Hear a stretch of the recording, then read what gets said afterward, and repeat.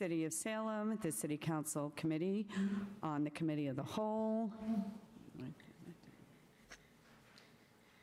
met in the council chamber on Monday, July 27th, 2026 at 6 p.m. for the purpose of discussing the matter of the Jefferson Avenue Corridor Study.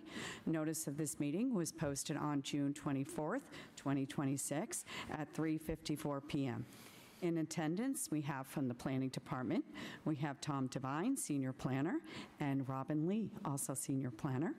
And for councilors, we have Councilor Hapworth, Councilor Sidoriak, Councilor Halapa, Councilor Flynn, Councilor King, Councilor Prozinski, Councilor Turowski, and Councilor Davis. And welcome, everyone. As the order says, we are here for the presentation of the Jefferson Avenue Corridor Plan, examining challenges such as housing costs and climate risks, and activating the corridor's key parcels and new development. And we'll start with the presentation from Tom Devine and Robin Lee, and then we'll have discussion and questions from the councilors, and then I will take public comment in person and online. And we have Tom Devine starting us off tonight.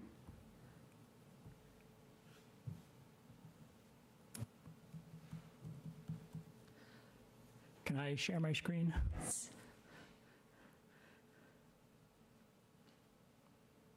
And you should. Question really is, can I? Like I'm not finding the button. It'll just take me a minute. I have you as, you are listed as a panelist. Here we are.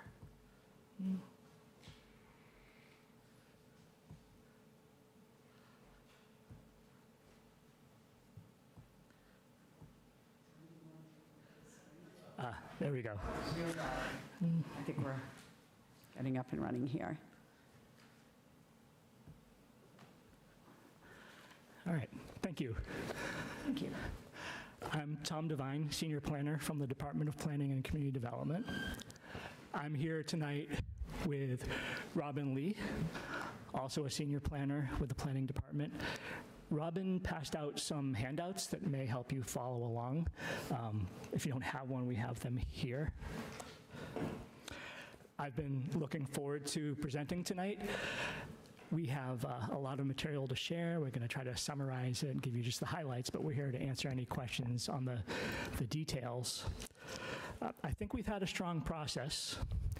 We've seen a lot of engagement and enthusiasm over the past few months, and I'm grateful that some members of the council have been able to participate in the process as well. This is what we plan to present tonight. I'm starting by describing our project team and some context and background. Robin will go over the development of our vision and community engagement and summarize the project recommendations. Then I will introduce what we are contemplating for a zoning change. Questions and comments we hear tonight will be really helpful as we go forward from here.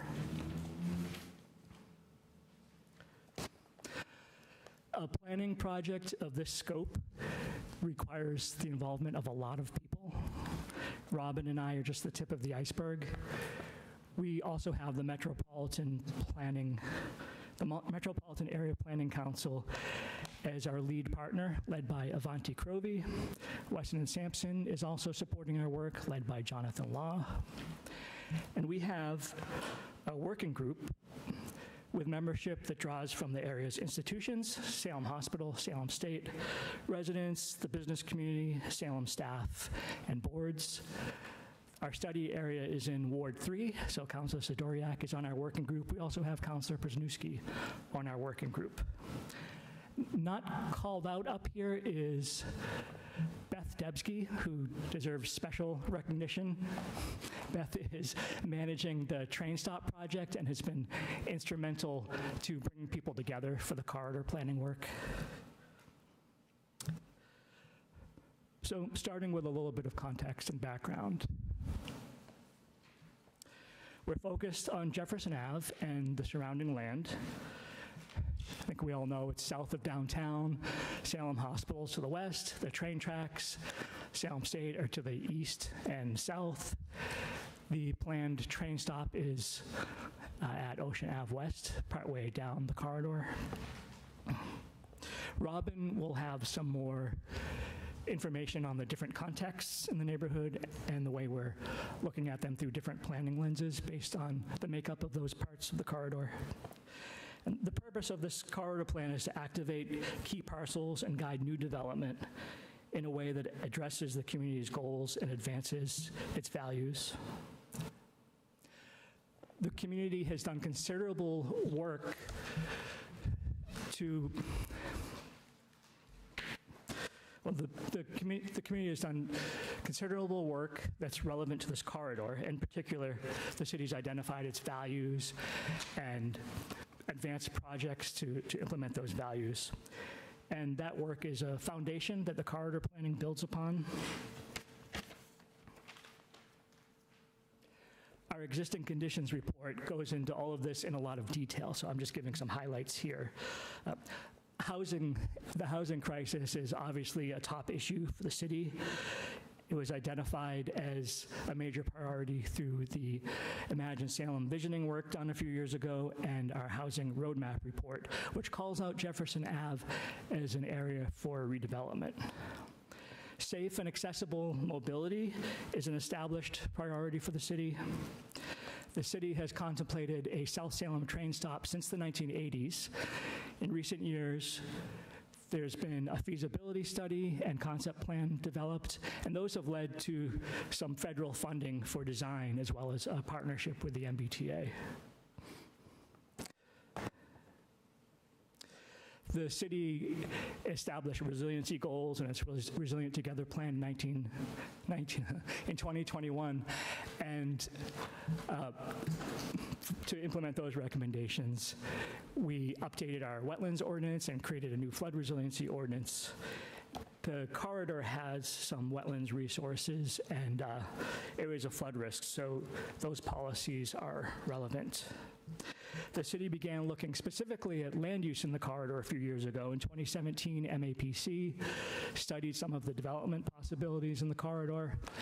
And in 2024, the Urban Land Institute's Technical Assistance Panel looked at strategies for revitalizing the corridor. Their top recommendation was to do this visioning and come up with a zoning framework to implement the vision.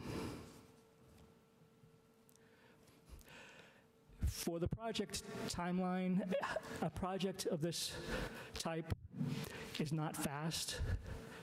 The city and its partners did a lot of work even before we brought MAPC in last spring to secure state and federal funding for the corridor.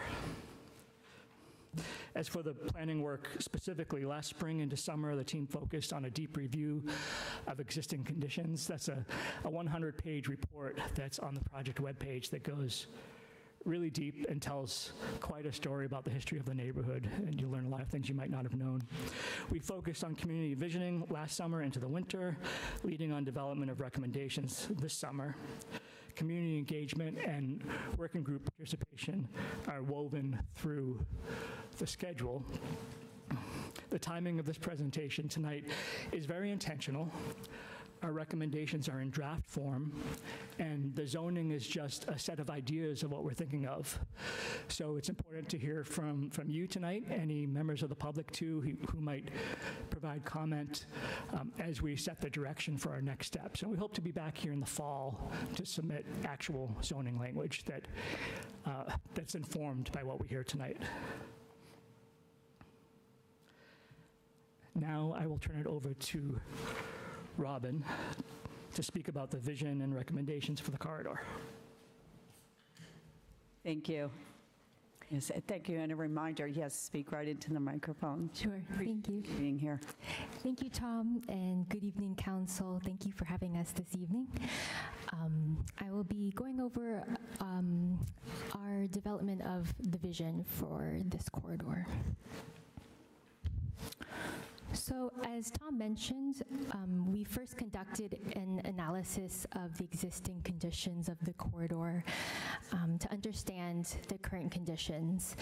And we did this through research, through stakeholder interviews, through a site visit, and through data analysis. And as Tom mentioned, the complete report is available on our website for anyone who is inclined to view it on their own time. However, for the purposes of this evening, we've summarized some of the key takeaways for you all here on this slide.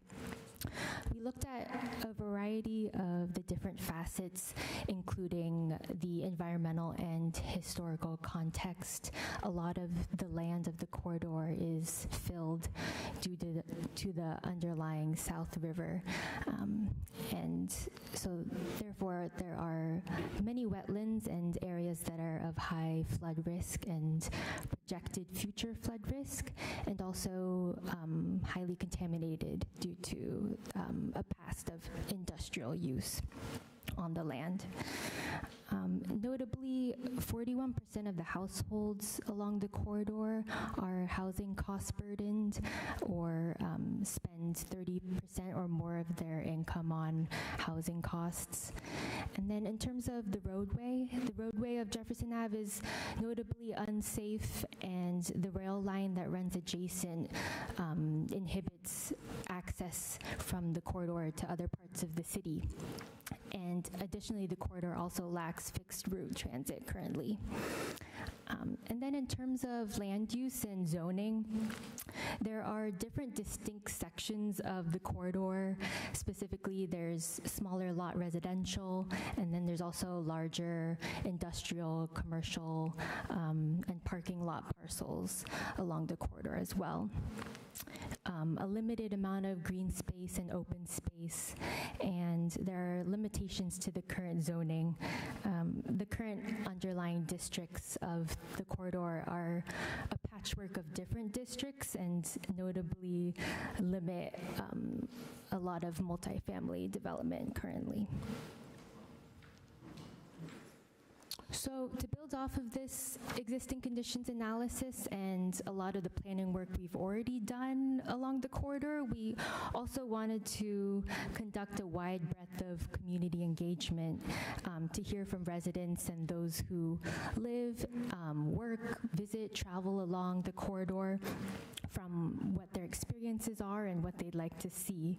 So we had over 750 people who engaged with this project, either through attending these events or submitting comments or responses through the different activities that we have on the screen, whether it was surveys or pop-up events that we targeted specifically at some of the priority audiences that we wanted to hear from, whether it's hospital workers or those that are attending Mass at St. Anne's Church. We had a larger open house event at Collins Middle School, and we also distributed over 1,000 mailers and flyers directly to the residents and businesses that abut the corridor as well. And notably, as we proceed through the zoning amendment process, there will be additional opportunities for public participation. So just a brief summary of what we heard. When we were developing our vision, we heard that over 85% of respondents from our first visioning survey reported that Jefferson Ave does not fully reflect their vision. And then some of the key themes and priorities that came up from what residents wanted to see was walkability, safety, connectivity, housing affordability, traffic and transit improvements, flood resilience, additional trees and open space, and neighborhoods serving businesses. In terms of overrepresentation, warehouses, storage, distribution centers, parking lots, and auto-oriented uses were most frequently identified. And then once we developed our vision and our draft recommendations, we then returned back to the community to hear their feedback on that. And so we did hear a majority support for the recommendations, but also received many thoughtful comments on those. So all of that feedback has informed the refined recommendations that we are presenting tonight. So, given all of this information, we developed 5 guiding principles for our shared vision: transformative land use over time, a vibrant streetscape and sense of neighborhood identity, resilient buildings and communities, improved mobility and connectivity, and support for existing neighbors, critical institutions, and businesses. So as we proceed through our presentation, you'll notice these icons show up again as we go through our recommendations in zoning and see how they're linked back to this vision. And you can also reference them on the materials in front of you. So our recommendations for the corridor, as I had previously mentioned, we identified significant distinct segments of the corridor and different corresponding goals that we had for them. So therefore, we organized our recommendations based on 4 different focus areas. So I'll be going through the recommendations focus area by focus area, and they're differentiated by the colors that you see overlaid on the map. And I'll note that these recommendations have been drafted and refined in accordance with the input we received from the community, our working group, city staff, our research, and are subject to ongoing project team review as well. So firstly, our areas of neighborhood stabilization. These are the primarily areas that are currently residential and are indicated in blue on the map. There's a northern section that's bounded by Endicott, Margin, and Jackson Streets, and then the 2 southern portions bounded by Ocean Ave West, Laurent, Horton, Old Road, and then Cleveland Street and the rail line on the bottom. So for these areas, we propose amplifying and expanding anti-displacement and housing stability measures, exploring zoning and preservation tools that support the neighborhood's naturally occurring gentle density, creating an east-west pedestrian connection, which currently we see proposed in the current design of the train stop, which previously was known as the Brown Bridge and now is the pedestrian connection at the train stop. And then fourthly, implementing placekeeping measures that promote the Castle Hills history. Secondly, the wetlands and open space. For these, we propose exploring climate adaptive measures that work with the area's flood risk, and also evaluating any opportunities for flood adaptive trail connections that could link to the city's broader trail network.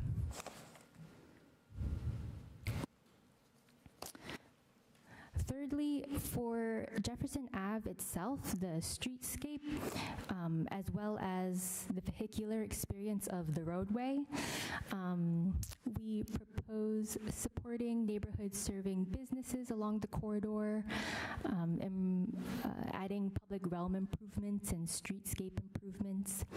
And then from the roadway standpoint, implementing traffic calming and safety features to priority intersections and locations on Jefferson Ave and the surrounding streets, mitigating the effects of surface parking, implementing the city's complete streets treatment to the roadway, and expanding blue bikes.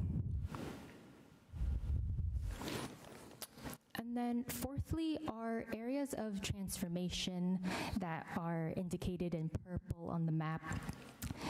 These are the areas that include the current industrial, commercial, and parking lot parcels at the northern portion of the corridor. And these are the key areas that we've identified as having the most potential for redevelopment. So therefore, our recommendations include introducing flood adaptive, multifamily, and mixed-use development, and supporting redevelopment of certain key identified sites. And these two recommendations align with the zoning proposal and further exploration of development potential at these key sites that Tom will be explaining very shortly. And then the bottom four align with other parts of the corridor in terms of enhancing bike and pedestrian connections, creating wayfinding and creative placemaking, implementing safety improvements and traffic calming measures, and supporting the existing small businesses. And with that, I will pass it back to Tom. Thank you. Appreciate it.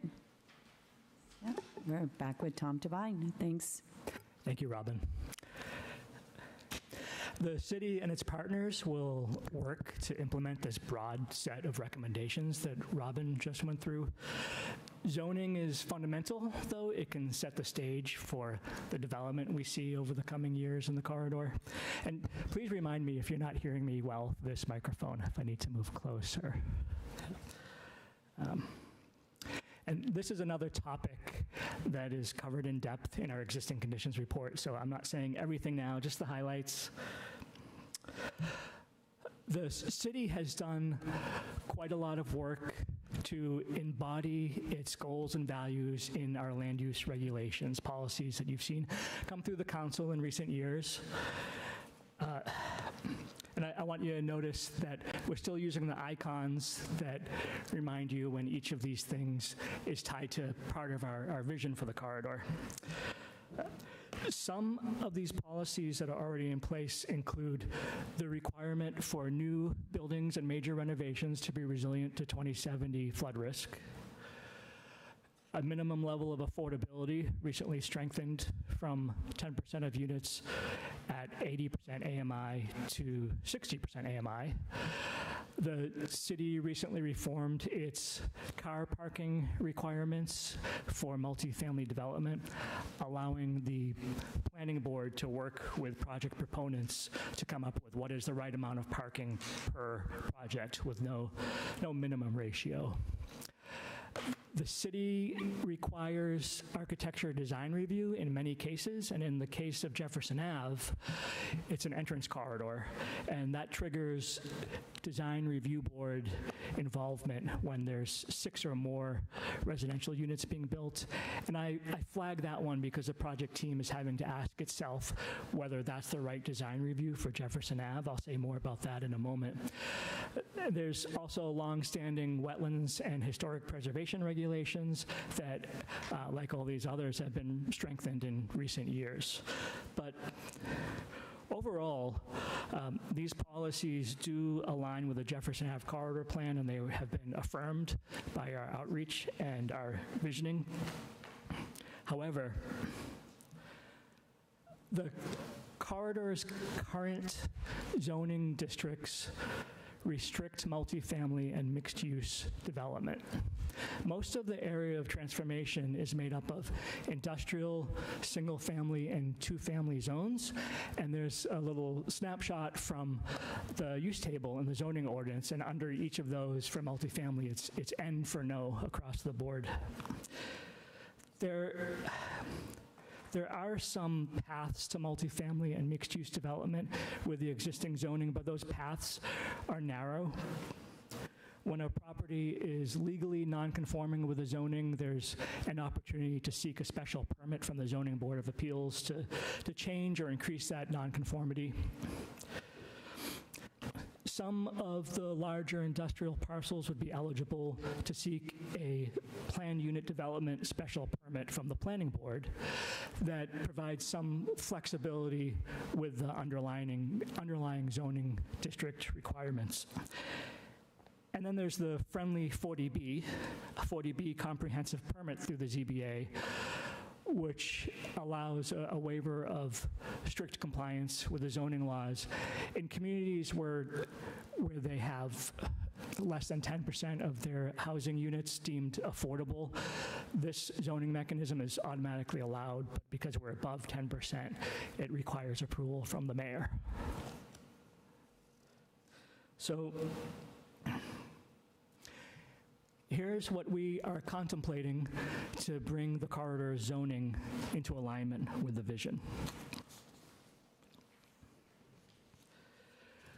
We propose to allow multifamily and mixed-use buildings, heights ranging from 3 to 6 stories.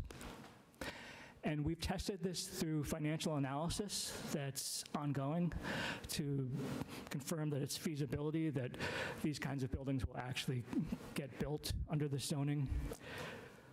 We propose to encourage active first floors, and that can mean neighborhood commercial, community space, or resident amenities. We propose to limit the boundaries of this zoning change to only the area of transformation. While we might recommend future exploration of adjusting the zoning throughout the corridor, doing that isn't really a high-level critical first step we'd recommend for implementing the plan. And we are proposing to use as a zoning mechanism an overlay district.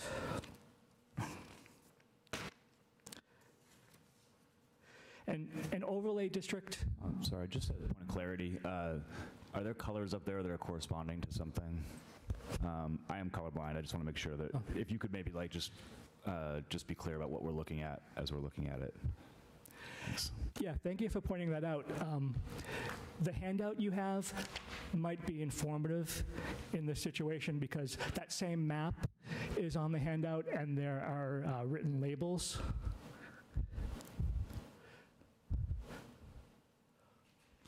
So, but looking at this map, when I say the area of transformation, it's the purple area that is really the northern area north of Ocean Ave, but excluding the outer residential neighborhood that has a smaller scale density, single family, 2-family, and 3-family.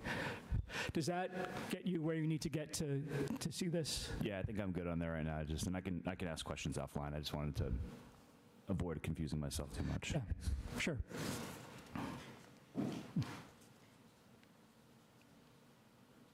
So an overlay district would be a way to allow the multifamily and mixed-use development in the area of transformation, while also allowing the active existing uses to continue, to rebuild, to expand as needed throughout a gradual transformation of the neighborhood. And this is really us coming to understand that there's important things that exist now in the neighborhood that we don't want to see go away tomorrow, but long term, we see the possibility of different kind of development in the neighborhood over time.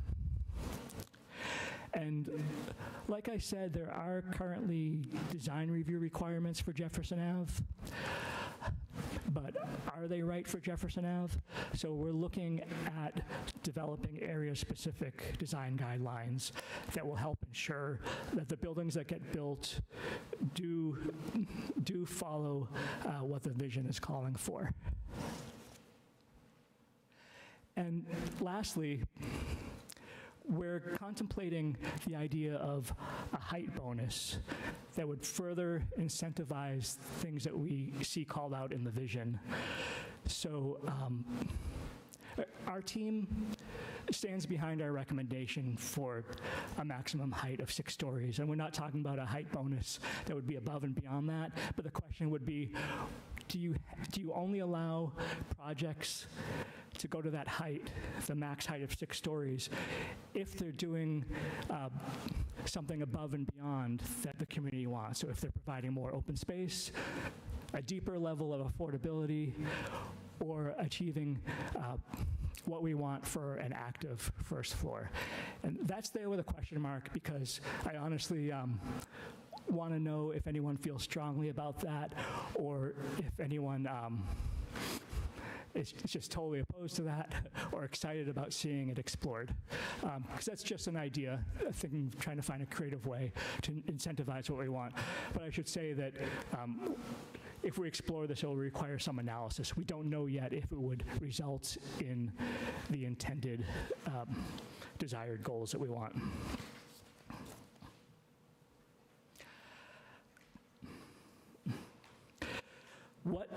What will buildings look like with this new zoning? I can't say that what is right for the North River corridor is right for Jefferson Ave, but there are some commonalities.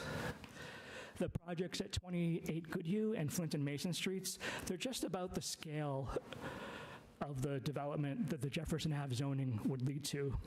And it also reflects the attention to design detail with the required design review. The North River Canal Corridor has some area-specific design standards, which are right for the NRCC. I couldn't say they're right for Jefferson Ave, so the idea would be we would put together those standards, those design standards and guidelines that are right for Jefferson Ave. I also want to note that these two projects, they met the city's resiliency, affordability, and wetlands requirements at the time of their permitting. All three of those things have been strengthened since these buildings were permitted.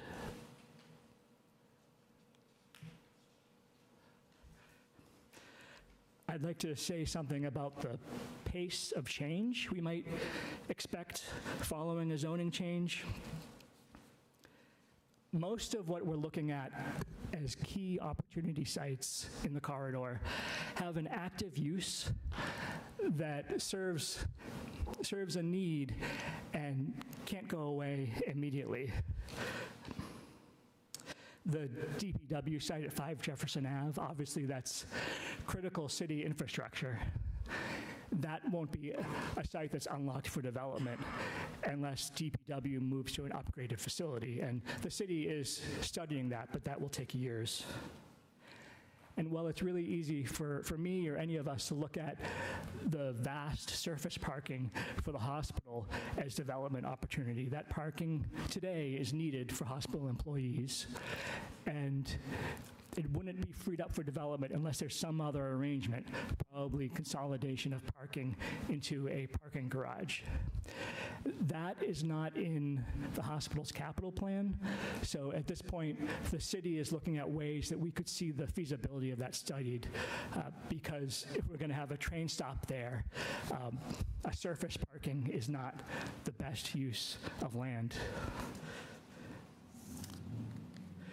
The Amazon distribution facility is a terrific site because much of it is raised above the 2070 flood zone. It is adjacent to the planned train stop. However, Amazon has a long-term lease there, so they're locked in for a number of years.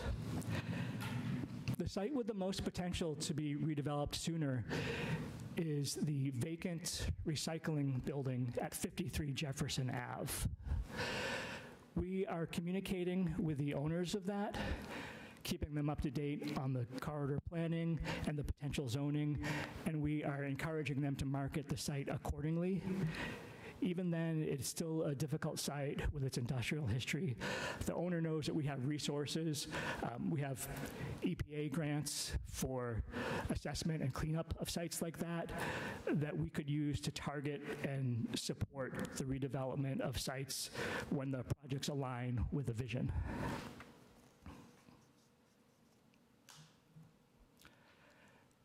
So that's what we're thinking about the zoning. Comments and questions we hear tonight are really helpful to us. Like I said before, we're very deliberately here before we've written any of the zoning language because we want to hear a response to this contemplation of a framework we have. And the recommendations are in draft form, so feedback on those is helpful as well. But from here, Our next steps, informed by what we hear tonight, will be to develop design standards and guidelines, finalize the zoning language, and publish our final report. And we hope to be back here in the fall at a joint public hearing when we submit the actual proposed zoning change. The main part of our public outreach has concluded, but there are still some opportunities for input. Tonight, I hope to hear some public comments. When we're back in the fall here with our proposed zoning, there'll be another opportunity for public comment. And of course, anyone, anytime can contact the project team. I'll also add that a great way to stay updated is to go to the project webpage that's on this slide. You can sign up for the email list, and we periodically send updates. So that's our presentation. Thank you for the chance to share this tonight. Your feedback is very much welcome.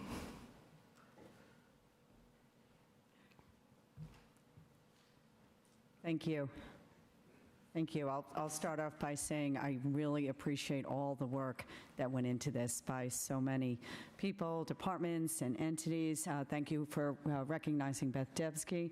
And yeah, this is a really thorough, deep dive, and it's appreciated, all that went into this. I also want to mention I appreciate the community-driven process and vision, that's included in this proposal. I mean, 750 plus people participating is a big number, so I do appreciate all that went into this in this space. And I will start by calling on the ward councilor to start us off for discussion and questions by the council. And again, I will, after that, take public comment. Councilor Sidoriak. Thank you, President Merkel, and thanks to planning staff, the work group. You have done a phenomenal job, and it's been a privilege to be along the way, part of those efforts, especially the public comment. And I'd just like to offer, I will be mentioning this project and everything you've done so far at Town Hall that I'll be holding at the end of August. You're more than welcome to come if you would like to answer questions or take in feedback there, but I will be mentioning it to folks. And I asked this before at the working group. I think it's settled now. These can be shared publicly, these materials, at least the one-pager maybe? They'll be posted on the project website. Great, thank you. I'm really excited for this. I think there's a lot of potential and opportunity.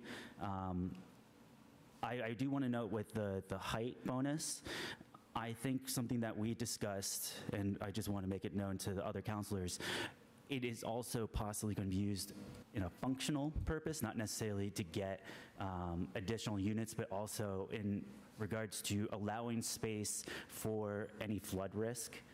You don't want to take away units just so you can create that drainage or elevate the storefronts or even just residential housing. You want to be able to allow them to have 6 stories potentially of units while also ensuring that people don't get flooded. So I think there's a functional aspect to it as well.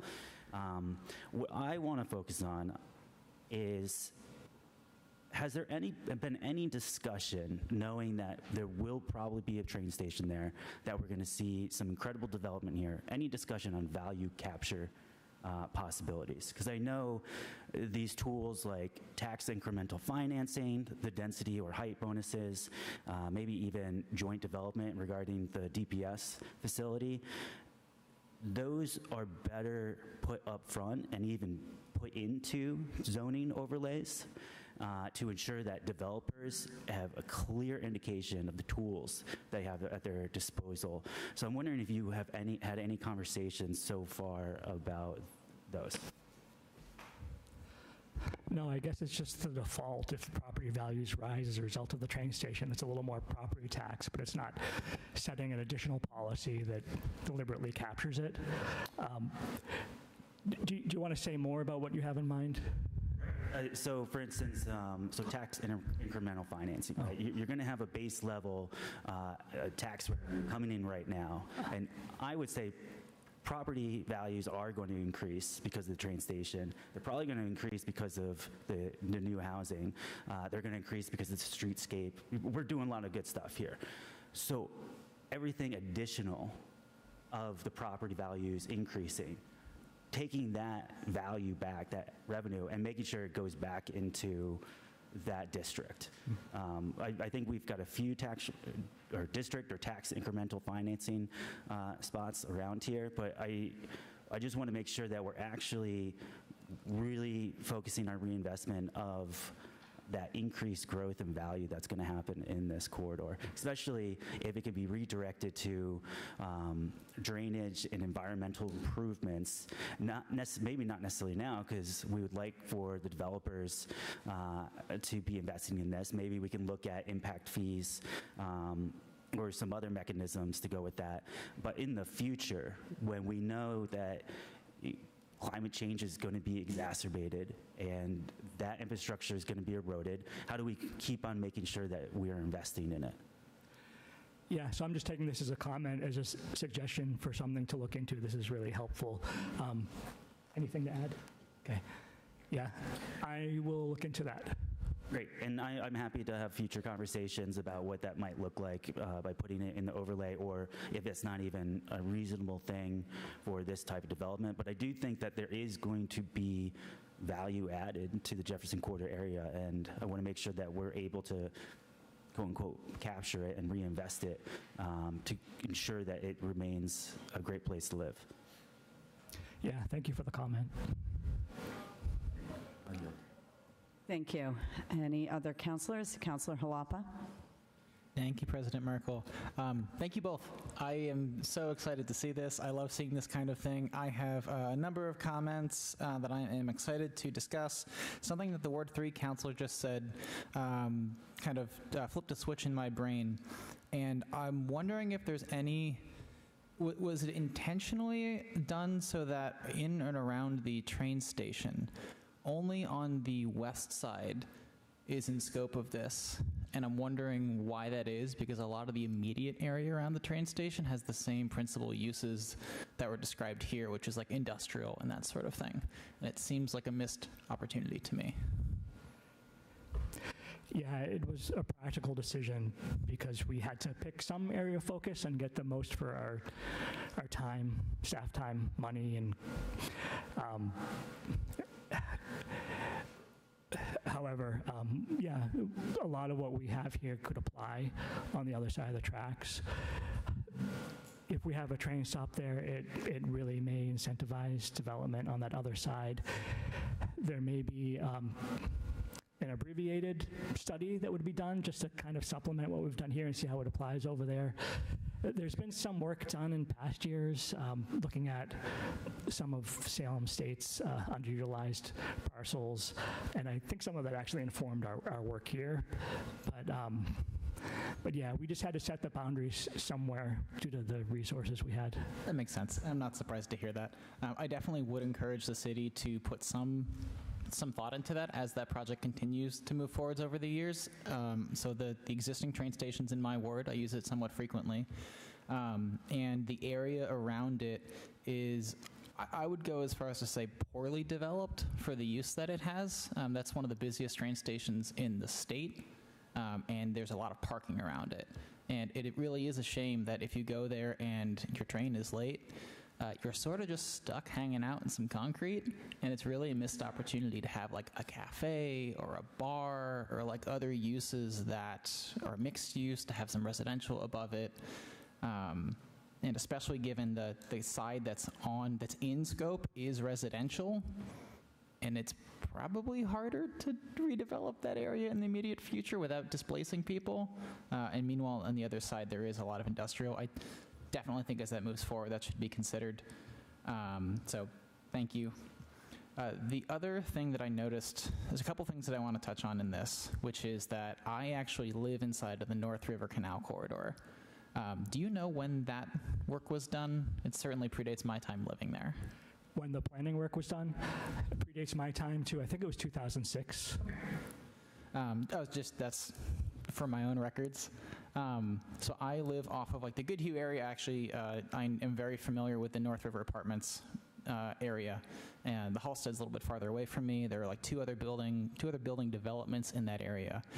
And there has been one really fatal flaw with how that area has been redeveloped, in that it is none of that really has an active first floor.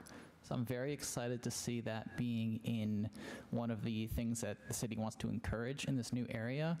I actually really think the height bonus is a really cool and creative way to try to do something like that. So I think that's a great idea. I think other creative ideas like that are super welcome.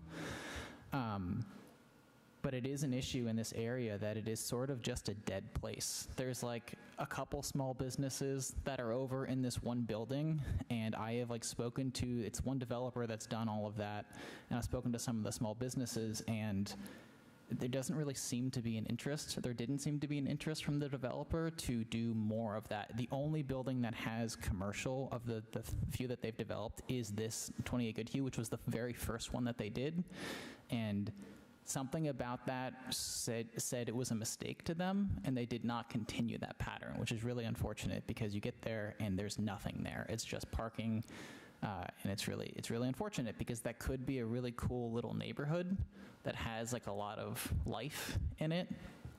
It's adjacent to an abandoned railway that I think at some point is probably going to redevelop into something, and I'm not going to open that can of worms right now. But I am really interested to learn how the city wants to try to encourage that to be different in this new corridor. Because it's a great idea to do active first floors, but you're going to have to trade off parking for that. And I'm really curious to know what the idea behind that's going to be and how we're going to actually fix the problem that the North River Corridor can help, because every single one of these buildings that they put there has parking on the first floor. Even that first one, half of it is still parking. And it's a missed opportunity. I'm not sure if you have any thoughts on that. I'm curious, but...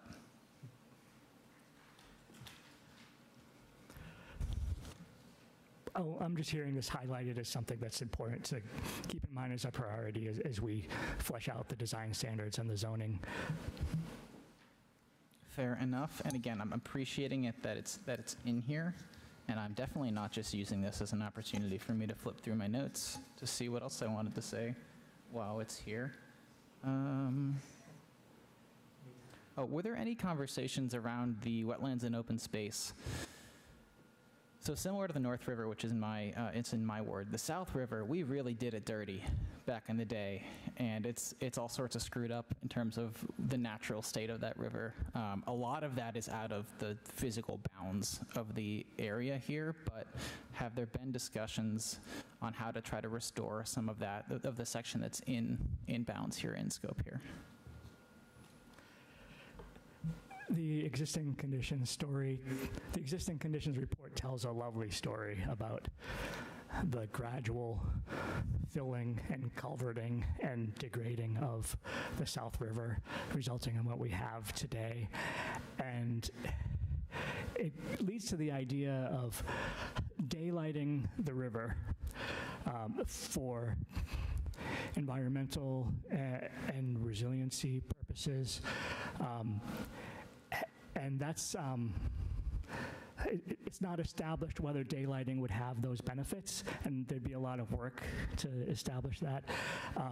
But there's also the idea of symbolic daylighting, where you have public art or signage that celebrates where the river once was. There are places in Salem where there's things that indicate already, like the North River went down here, you're standing on dry land now, but this is land that's changed. There's also some more achievable suggestions that came out of some of our stakeholder conversations to maybe full restoration and daylighting of the vast South River is not feasible now. In the future, as the water continues to return, we might want to revisit that, but there are environmental betterment projects we can do in the near term. Mill Pond and Rosie's Pond, they are full of invasive species, mostly Phragmites.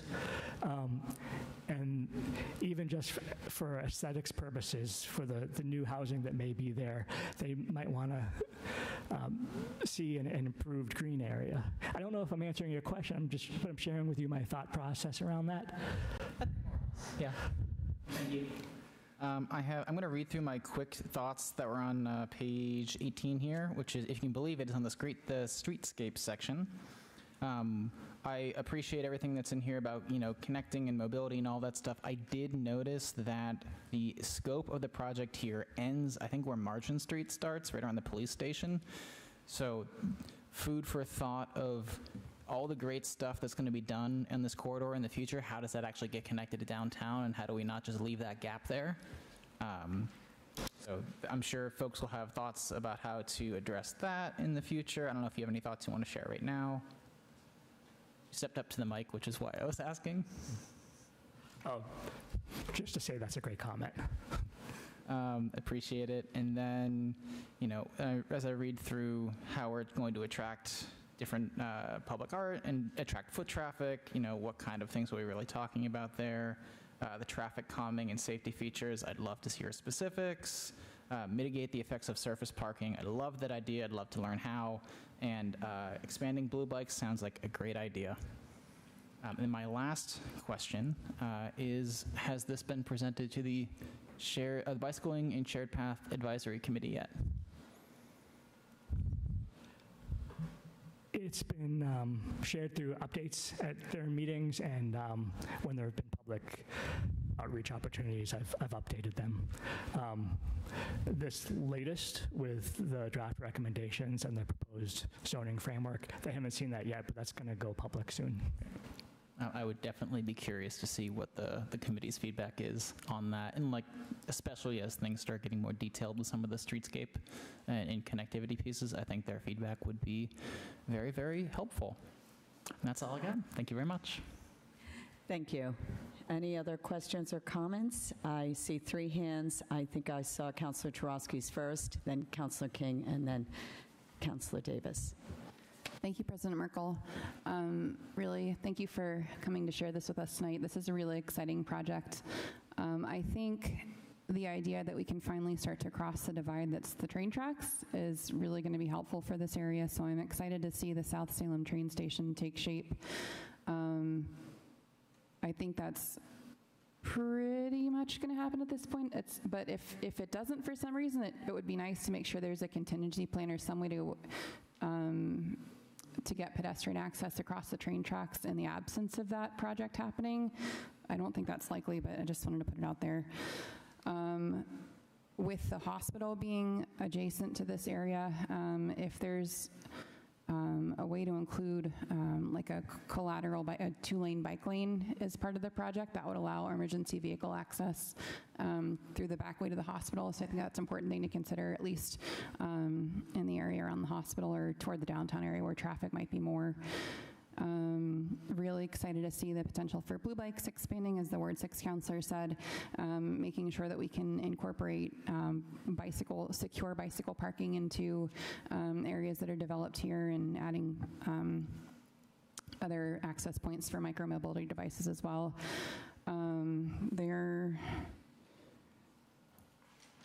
Sorry, also flipping through.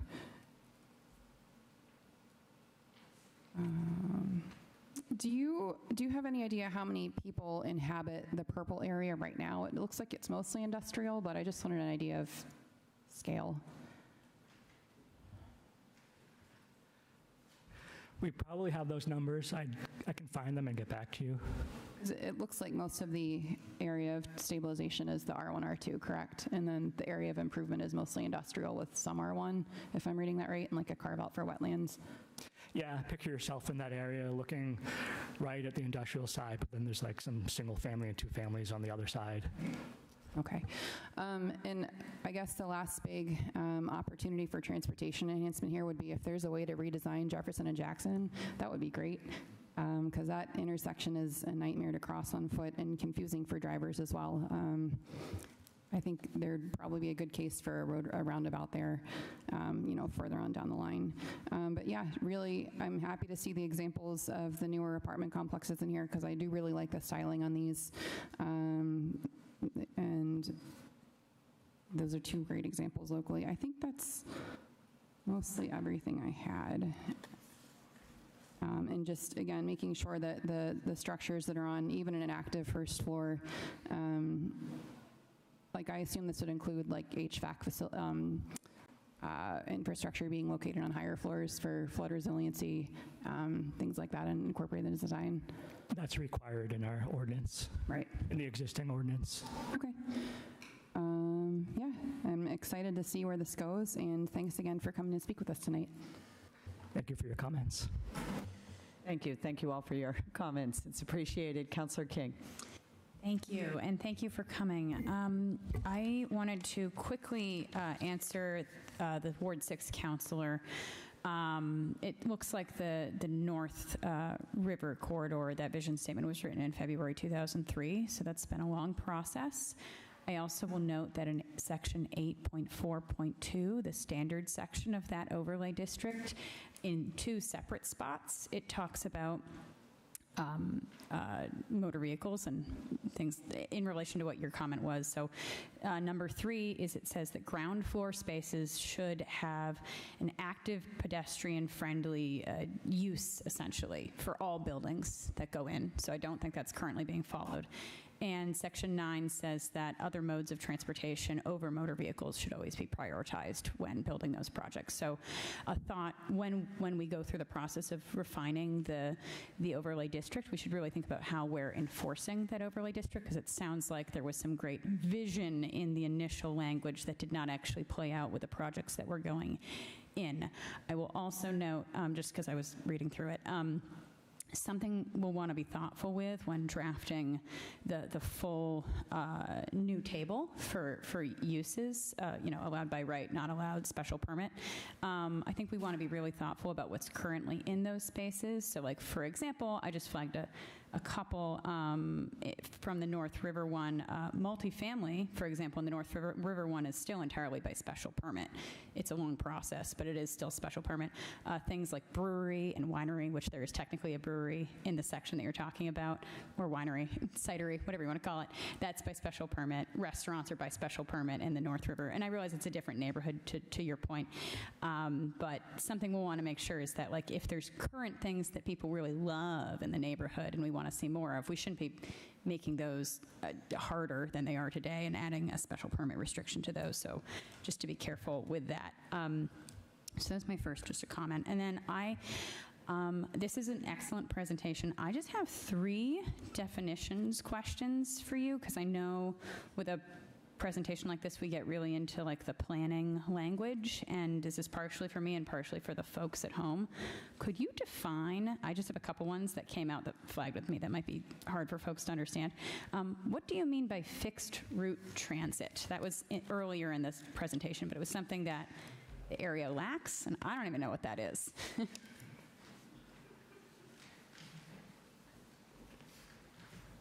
Thank you, Councillor, for the question.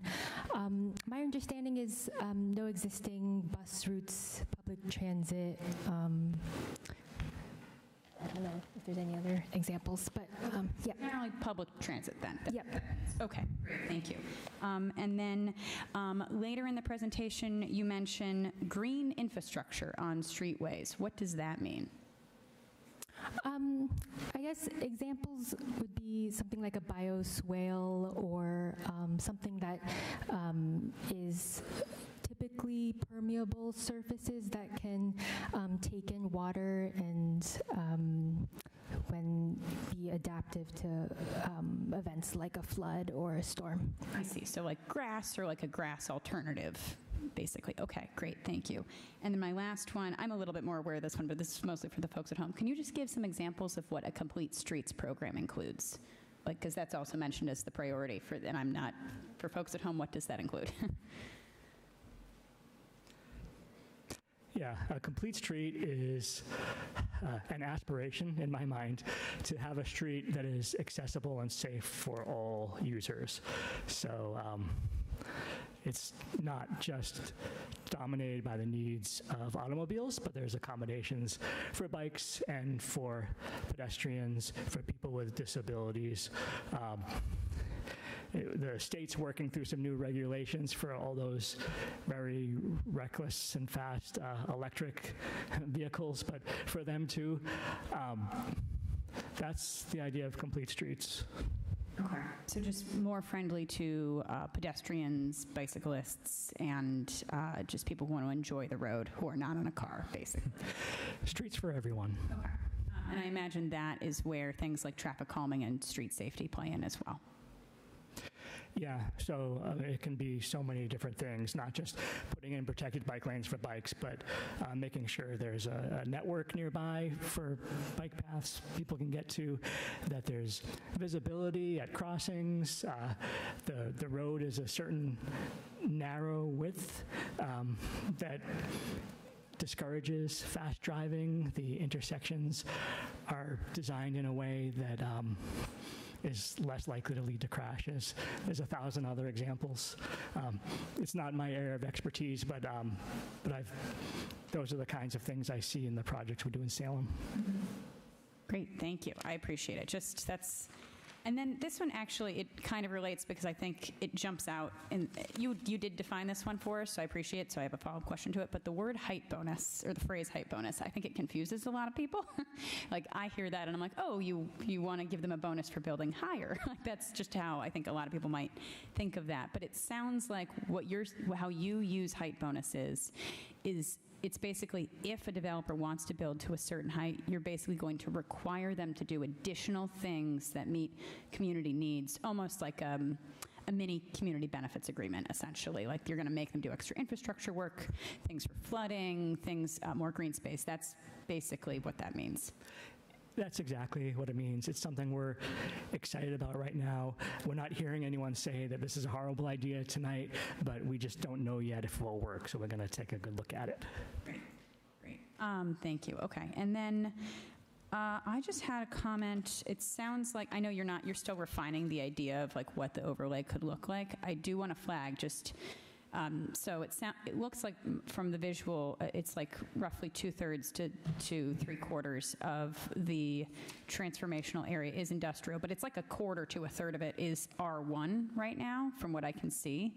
I will note that right now, as far as I can see in our zoning code, R1 does not allow for two-family dwellings, and those are distinct from multifamily dwellings in our zoning. So I would just say, if you're thinking about allowing for multifamily dwelling throughout that overlay, I would definitely also allow for two-family, because it's a weird loophole to just allow for 3 and up, but not 2, I think. And I'm sure there's a lot of two-families that are just non-conforming in that neighborhood. I know that there are, but just for what it's zoned for by right, essentially.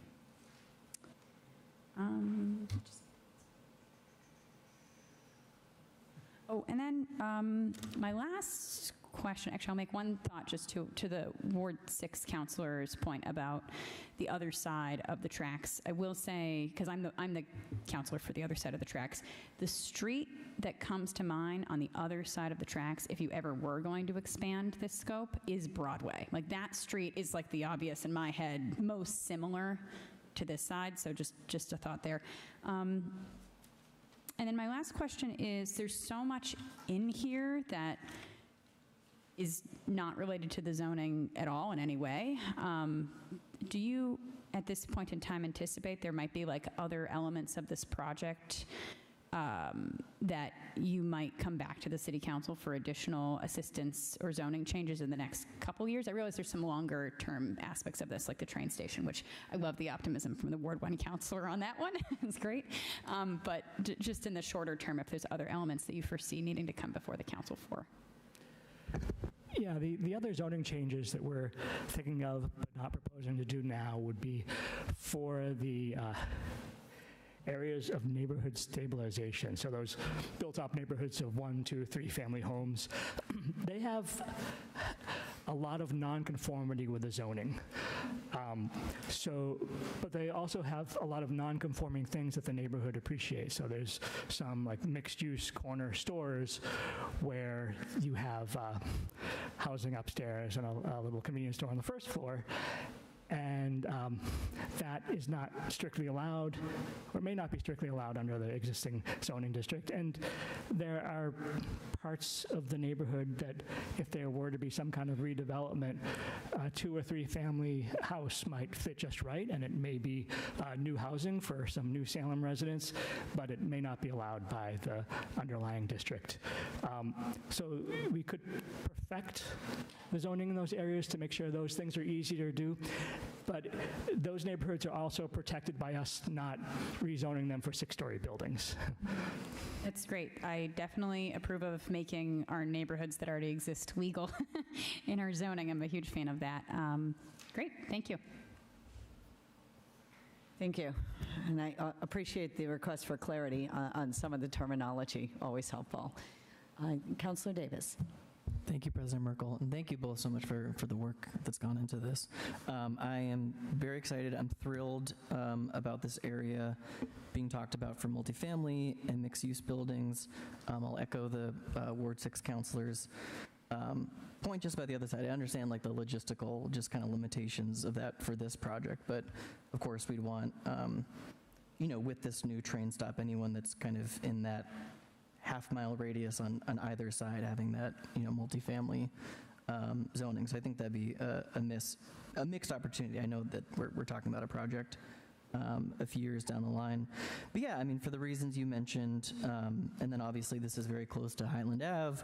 We have over 100 businesses there. We got some major employers there. So I think any kind of mixed multifamily will be kind of utilized by a lot of people. There's a lot of need there. For the zoning changes, there was, earlier in the presentation, they were just talked about using the word like incremental. I'm just curious like what that means in this context and why. I know like, just with talking about like 40% of folks being cost burden, I think that speaks to like a level of urgency. And I know you talked about like bringing in zoning changes in the fall. Would the idea be that like those changes kick in at different, like what does that mean in this context? Well, the changes would be all at once in terms of the zoning that we would ask you to consider adopting. We just have a hard time seeing that the changes resulting from the zoning change would move quickly. If you look at the North River Canal Corridor, going back to a study in zoning change in 2003, thank you for that. Many of those sites have been developed since then, by now, over 23 years, but not every one of them. And that's starting with most sites that don't have an active use that needs to find a new home for. Difficult sites with contamination, like we have in Jefferson Ave. So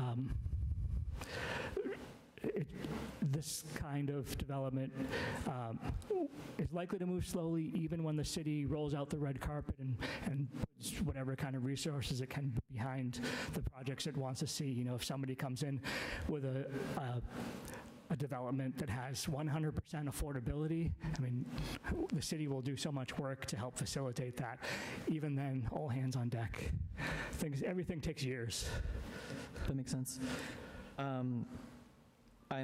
I love the height bonus idea. I know you were looking for feedback on that. I'd turn it into an exclamation mark rather than a question mark. And I think it could even be broadened into like density bonus. I don't think we need to limit it to height bonus. And I'm just thinking about that area. I mean, Pope Street is not too far away. It has buildings that are much taller than six floors.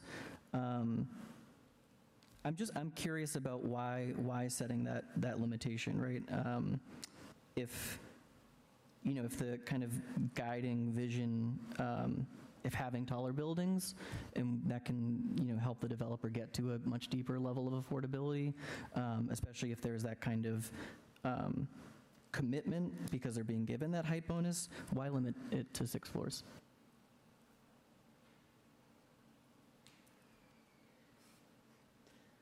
I can take this. There's a certain sensitivity about height in the community, and it's not entirely coming from people who just don't want to see any development anywhere. There is some thoughtful consideration for what can be a new building that improves a neighborhood and improves the streetscape. And I don't think, like, the work we've done has really contemplated the possibilities for taller than 6 stories, and our financial analysis hasn't studied it either. But when a member of the city council shows interest, we hear that and say, okay, let's look at this a little further and find out, is this something that could work, could be supported by the council, and would be accepted by the community. So that's where we are with that. Yeah, I mean, I would certainly advocate for that. I've heard those concerns as well. When I think about the buildings that we have that are above that, I don't hear residents, identify those as problems, right? When I think about, especially those buildings on Pope Street that are close by, right? It allows for a much higher diversity of income and like racial diversity in those buildings. I've done a lot of canvassing in that area. When I think of like the housing we have on Church Street, right? I don't hear a whole lot of people in the community saying that like they don't like those buildings, they'd like them to go away, right? If it's what's being identified is higher affordability, higher, walkability, I'd hope that we can be a little more open to that. I think the only other thing, I had a question I was confused about earlier in the presentation about when it came to the car parking ratio. I might be confused about this. So we have now for new multifamily development, isn't there no requirement for parking, or is it because this is an overlay, there's a new conversation about that? What is, I was confused by this part. Oh, I'm sorry, this is on page 21, the third bullet, mobility. It says car parking ratio for multifamily development set case by case, supported with TDM plan. Yeah, I may not have explained that in a coherent way, but that's the recent policy change adopted under this council or the last term, I don't remember, that eliminates the minimum parkings, and there's no standard. It's left to the developer to propose and the planning board to review and deny or approve. And to support that, there's a transportation demand management plan. That's the existing policy. We're seeing that as something that we think aligns with the vision to have the right size parking that's right for each project. Maybe projects right next to the train stop need less parking. Maybe near downtown you need less parking, but in the middle do you need more? I don't know. You'd have to look at the projects case by case, and I think that works with that policy. Great, okay, that's what I thought. The last thing I'll just advocate for is when it comes to, I know it's already been mentioned by a couple counselors, but just pathways of walkability across the train tracks. I would just advocate for like more than one. I know if you're looking on a map or driving by, and I know we've had conversations with the mayor about a potential spot that he saw fit for something like that. But it would still, even if there was one, it would require a whole lot of kind of walking, kind of in a roundabout way, either above or below Jefferson Ave. So seeing a couple different pathways, I think would create a lot of walkability for folks. Thank you. Councilor Hapworth. Thank you, President Merkel. I think this reminds me a little bit of the Bridge Street Neck overlay that we did a few years back. Particularly because I think we saw a few parcels that were large and looked like they were, at some point, something was going to happen with them. So we wanted to ensure that what happened was something that made sense for the neighborhood, that fit in with the way that neighborhood had historically been used, that met our housing goals. And I don't think, and you correct me if I'm wrong, I don't think anything yet has come of that, probably because those parcels have not changed hands yet. But are there any lessons learned about how we created incentives there and how we built that Bridge Street Neck overlay, and are any of those applied to this? And if you don't know the answer to that, we can take that offline. But Thank you for the question. As I understand, I believe you're correct, as no project has gone for approval under the Bridge Street Neck overlay. It is an overlay that we've looked at in terms of similarities with the way that it's formatted in terms of the design standards that we might be including. However, I don't believe either of us were involved in that, so I don't have any information on takeaways from that process per se. It'd be interesting to hear, just to see a little bit of analysis about what has come of that project and if there's anything that we can learn from that. I think one of the things that I look at with that is though we got in there before those large parcels changed hands and became something the neighborhood didn't want them to become, I think we probably we got in a little bit late after some of the smaller development had already happened there. I think that, Bridge Street Neck is a great neighborhood. There could be more ground floor commercial there, probably. It could be a little more lively on some of those streets. And I think when I look at Castle Hill, I always think of the Castle Hill Mini Mart there on the corner as like an incredible example of something that the neighborhood uses, something that makes sense for that neighborhood, and something that is completely illegal in that neighborhood under that zoning. And I think that we should look at this here if we're going to do a zoning overlay here, we should look at accessory commercial, not wanting certain types of businesses, I'm sure, but being clear about what we want. Things like convenience stores, daycare, things that are amenities for the neighborhoods would be great to see in this overlay here. And then in talking about that, the North River corridor was mentioned, and the Ward 6 councilor mentioned about some of the street-level retail there and the struggles that they went through.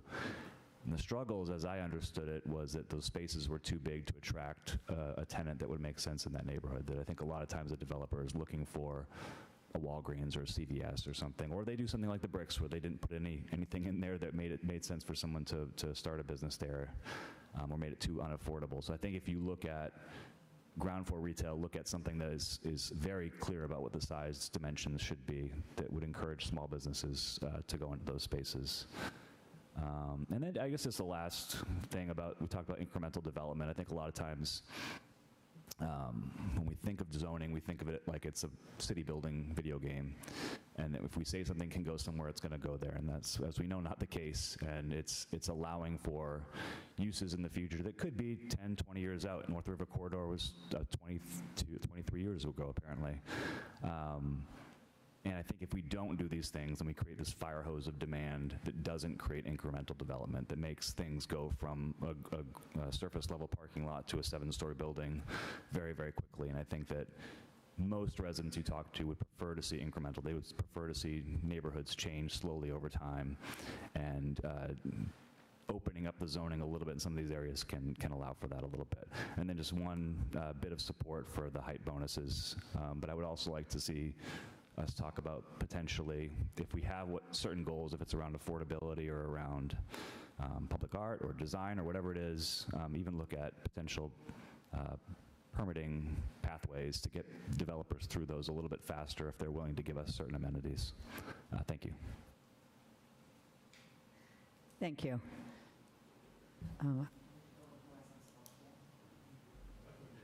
Councillor Smith? Can I yield my, because you just wanted to answer him, right? Is that, yeah. All right, I'll keep going. Thanks. Thanks so much for being here. Thank you, President Merkel. I have a couple of questions as well, just to go to page 16 on some of the wording, planish, anti-displacement and housing stability measures. What do we have at our disposal, knowing that we can't do rent stabilization here in Salem? What can we do? I appreciate the question. We have been speaking with the Housing Stability Coordinator and folks in the Planning Department who coordinate current housing stability programs. So this can include housing rehab, the drop in housing stability hours, many current programs that are currently funded through different sources. So the intent behind this recommendation is to leverage those and also look for additional opportunities that we might have to expand or amplify those existing programs. if desired, we can provide a more comprehensive list of what the city currently has. Yes. Sure. And then, skip those. Do you have the survey data? Would that be available? I know it's not on the website, at least not that I can find. It could be on there, just I couldn't find it. Is that available, of the 750 people or so that you've connected with? Or I know some of it's not in the survey. That's probably in public meetings, but. Currently, we have the data. However, we haven't collated it into a publicly accessible summary. If there's specific data points or information that you're looking for, we'd be happy to provide that. Yeah, even also just the set of questions. I'm just curious what you all asked. Has there been any thought towards any public housing projects in that area? Towards SHA projects, towards social housing, towards things that are deeply affordable and all affordable and are city-run, city-control? I know it sounds great and too good to be true, because sometimes it is. Has there been any thought towards that?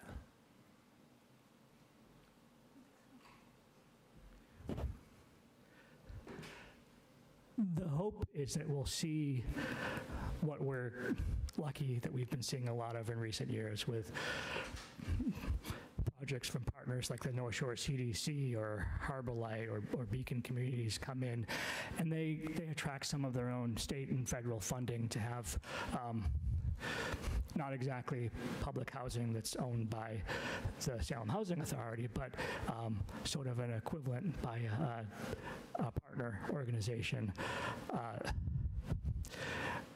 I would have said a few years ago, you won't see the Salem Housing Authority building any new housing, but they've done some very creative things to have a partnership with Beacon Communities for Leafort Terrace. But still then, it's limited to the land that they have. So I don't know if we'll see them. I don't know if they have the ability. It would be, yeah, it would be a challenge, obviously, to both acquire the land and then develop it on the first project. Okay. Okay. I know that's a separate entity, so you do have to connect with them and talk, but have you had any conversations with them around any of this? I think they're on our list of targets for outreach, so we have been letting them know about this. If just them being aware of what's going on leads to an idea for them to come up with something creative that could work in this corridor, that would be great. But we haven't actually talked about ideas with them. And then adding support for height bonus. That's a cool idea. I really appreciated the counselor at large brought up the Bridge Street Neck piece, because that is one of those ones that allows for businesses under residences. It allows for single family, two family, but then special permit for multifamily, I believe. So it's a little different than this one, but it was getting out ahead, and it's a good thing to really know. I really appreciated those comments, and that neighborhood is yes, there has been no development, but that is particularly important that we have that zoning in place. So that kind of makes this make a whole lot more sense to me when I think about it like that. What about? Do you envision this? Does it like Rantoul Street in Beverly? Because I like that. There's people that don't. I like it. That's an interesting question, because I think that the topography would make that hard to do for much of this area of transformation. Think about across from the Grenice garage and the vacant recycling facility, where you have maybe some of those single-family houses, two-family houses, and a steep incline. So, I mean, every site is buildable with enough investment and engineering, but that might be a limiting factor to get that full height wall of buildings on both sides like you have on Rantoul Street. Rantoul Street, though, it has to some extent, the density that we're contemplating here, and definitely the mixed use. It's the mix, yeah, it's more about that. It's the mixed use, the height, the look, the feel, the design requirements. It probably would be, I have not looked at their zoning. I focused on Salem, but I'm sure that it's probably similar in that what you've talked about. And so I think that's, to me, that's something that I was thinking about. I really like, we've talked about the Halsted building. I look out on that, love that building. I love looking out on it. I think it's really nice looking building. A lot of people live there. They have all these great community stuff. I hear them all the time. But I also noticed that you mentioned it in regards to flooding and the water, and that the North River floods all the time. They're underwater a lot, and they are, and then the fire alarms go off, and I hear and I look out, I say, oh, they're underwater. And so you build a single family home there, it's going to be underwater. You build there's a rug store across the street, they're underwater. Everybody's underwater. So with this, knowing that we can't necessarily prevent flooding, when you say, and I want to get the words right, the flood risk. Oh, now I can't find it. What did we do? It's on the page with the picture of the building that I like, so I should be able to find it. Anybody? Anybody want? It was page 4? I thought it was at the end. Oh, boy. Yeah, this one. Comply with flood resiliency requirements. And then on another page, you talk about getting to the 2070 levels of, here it is, new development and major renovations require resiliency to 2070 flooding. That doesn't mean that their walkways don't flood, right? It doesn't mean that the water just disappears and can't come on the property and goes somewhere else. What does that mean? Well, for the design of a building, it means all the residential units are above the 2070, so they don't get wet. And just about any other use is allowed below that on the first floor in the area that floods, but it has to be flood-proofed, either with barriers that go in the openings of the building or wet flood-proofed, where the space can be flooded, but without causing any significant damage, just by the materials they use and by elevating all the building mechanicals. But yeah, flooding would be around the building. There are provisions in our resiliency ordinance that really require having some kind of access and circulation for vehicles and pedestrians throughout a flood event. But there are instances where that's just not possible. So just imagine there could be locations where people have to shelter in place until the tide comes down. In addition to that, even with the property meeting all the resiliency requirements, the roads around you could be flooded. You might end up in an island. Yeah. Okay.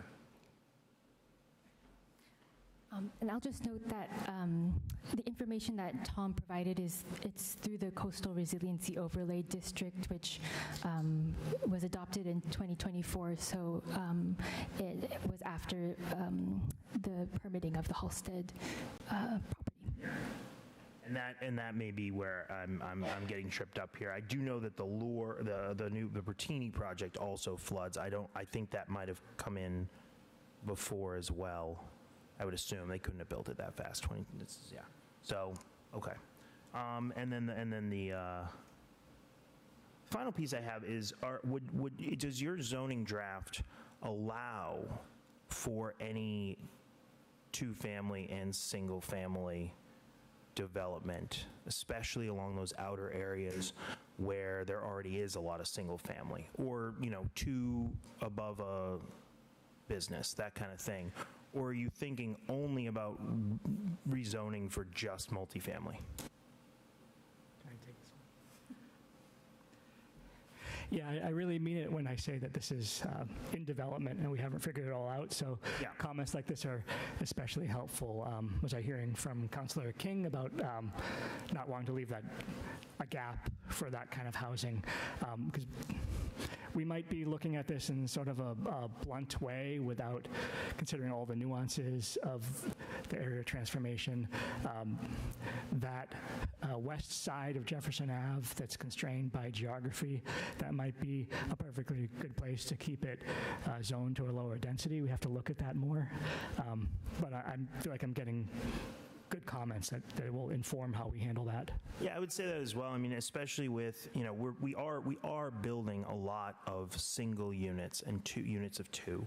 And we have, some numbers here. We have about 10% folks or home ownership is over 60. And they're theoretically going to downsize. About 67% are people who are single person households or two households, no kids. 67, so they're gonna need more space potentially if they want to stay in Salem. But right now they can't stay in Salem. That's why you're seeing 50% increases 5 years in the cost of a single family home versus just in the 30s for the cost of a condo. And so we're losing people. I will note that we are losing the most people, it seems like, to Portland, Maine, which has rent stabilization, but different topic. But we are losing people. We are losing families who don't want to, and so we have more of a transient population by building single unit after single, like meaning one bedroom after one bedroom. And so I hope that there can be an eye towards the twos and the threes, right? The ones that can support a single mother, two kids, can afford a place so that each kid has a bedroom. Right? The ones that can afford a senior who wants to leave a 5-bedroom home that they live in by themselves and wants to go to 2 bedrooms. Those places don't seem to exist, at least not on a fixed income like that or affordability rate. I can make up a bunch of more scenarios, but those are hopefully helpful. Oh yeah, I hear you loud and clear, but just to be especially clear, you're talking about number of bedrooms, not number of housing units. I'm talking about number of bedrooms. I'm talking about getting down to that level of detail to the point where if we're just talking about units and we're not talking about quality and quantity of the type of unit, quality of unit versus quantity of unit, I think we're missing a piece of this puzzle and we are losing people who need to or want to expand their family and want to stay in Salem. And I'm at that age. I mean, I have 2 kids, and our friends have kids, and they can't find a place to live. And I know a lot of folks like that. And so I think that is we are. I know we're like, I can name you the families. I'm not going to do it, but there are people leaving Salem because and they would otherwise become a part of this community for the long term. They just can't afford to do so.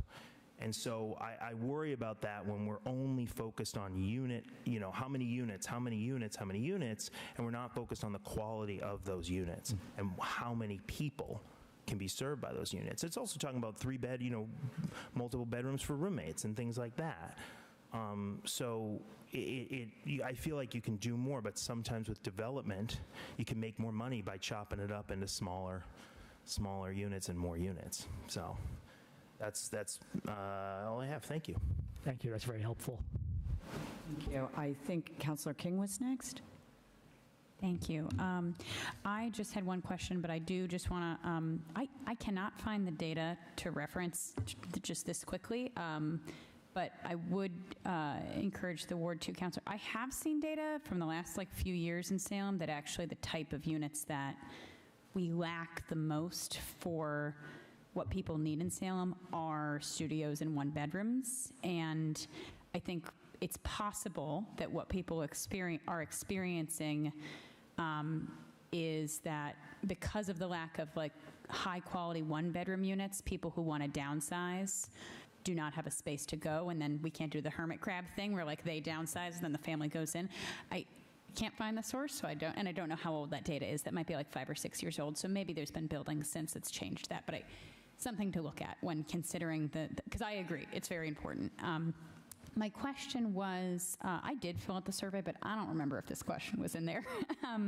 Do you have a sense of, in all of your data collection that you did, of how many business owners in that district actually got a chance to give feedback? And then my secondary question is, did you have any chance to collect data from kids, middle school and high schoolers? Because obviously this is the major roadway for a lot of middle schoolers and high schoolers that are in charge of getting themselves to and from school. I'd like to answer the business owner question, and I think Robin can try the kids question. I can say with confidence that all of the business owners were notified.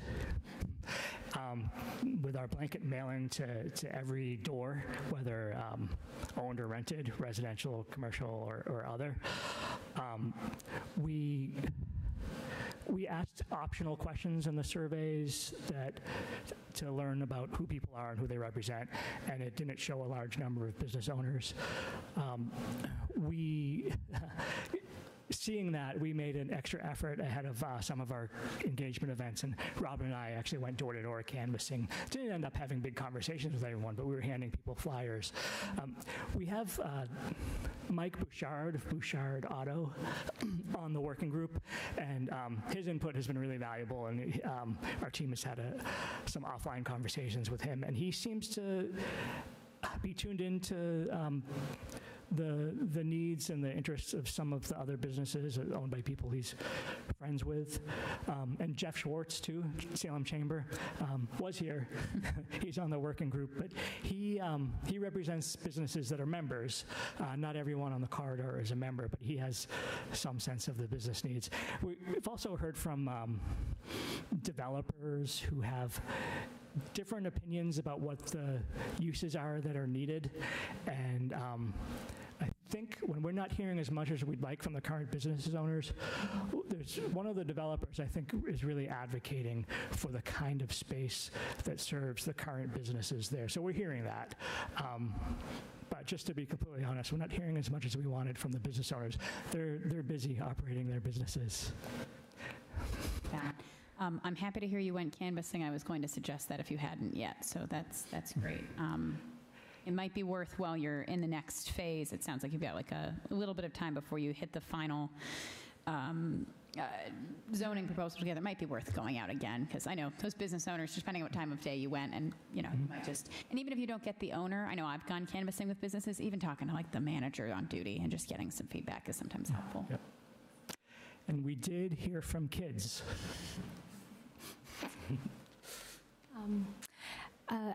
I guess similar to what Tom had mentioned, we don't have specific stats on everyone we reached. However, through our events, specifically at the Collins Middle School and the Salem 400 event, we did have a number of kids and families show up, and activities oriented towards getting feedback from kids and visualizations of what they'd like to see on the corridor as well. Great. Yeah, I was at both of those events. I will say I think the age group at both events went younger, like elementary school, compared to the kids that are really doing it. I would recommend, I know I'm looking at your timeline, you've got a tiny bit of time. I would recommend, if you can, in September, getting into like a classroom at Salem High or at lunch. Lunch is great. Lunch is really good for Salem High and Collins Middle School. They will let you come in if you're with the city and like talk to the kids at lunch and just ask them questions and stuff. I've seen other groups do that. I think that would be a really helpful extra bit of feedback, especially as you're thinking about the transportation plan, I think, for the roadway. A lot of those kids have bikes and things like that. You can do that. Thank you. I think I see some new hands who haven't spoken yet. I'll start with Councilor Flynn. Thank you, President Merkel. Great presentation. Just a couple things with the working groups. Have you had any involvement with the police or fire chiefs? With such a big project scope of this, when you're changing the zoning and stuff like that, it'd be good to have one of their representatives that might give you some feedback with the placement, train station, access, pathways, roadways. I think it would be nice to have them included. Councilor Flynn, Yeah. your head is sideways and not into your microphone, and you have really good points. So sorry. I just want Sorry, people to President. be able to hear you. Sorry. I hear him, but I don't know if anyone else does. So that's one thing about the working group. And quickly, the other thing was with the train station. I think it's a great thing, but I do have some concerns with parking, because on the Canal Street side, there's not much parking. You have a lot of resident parking with the college, and when they're in season, it's really tight on that side. On the other side, on Jefferson Ave, the hospital parking lot, pretty full during the daytimes. I know you said maybe in the future have a parking garage, which is a great idea, but that probably wouldn't even come close to when the train station would probably be happening. So what would be the plan for that, for parking on both sides without a parking garage? And one last thing, how you said with the Amazon building, you know, they're in a long-term lease. Was that part of the access for a walkway from the train station over to Jefferson, or would you be abutting that property? And that's all wetlands over there anyway, which goes to the back parking lot, to the hospital on the right side. So would Amazon give any part of their property over there as a walkway?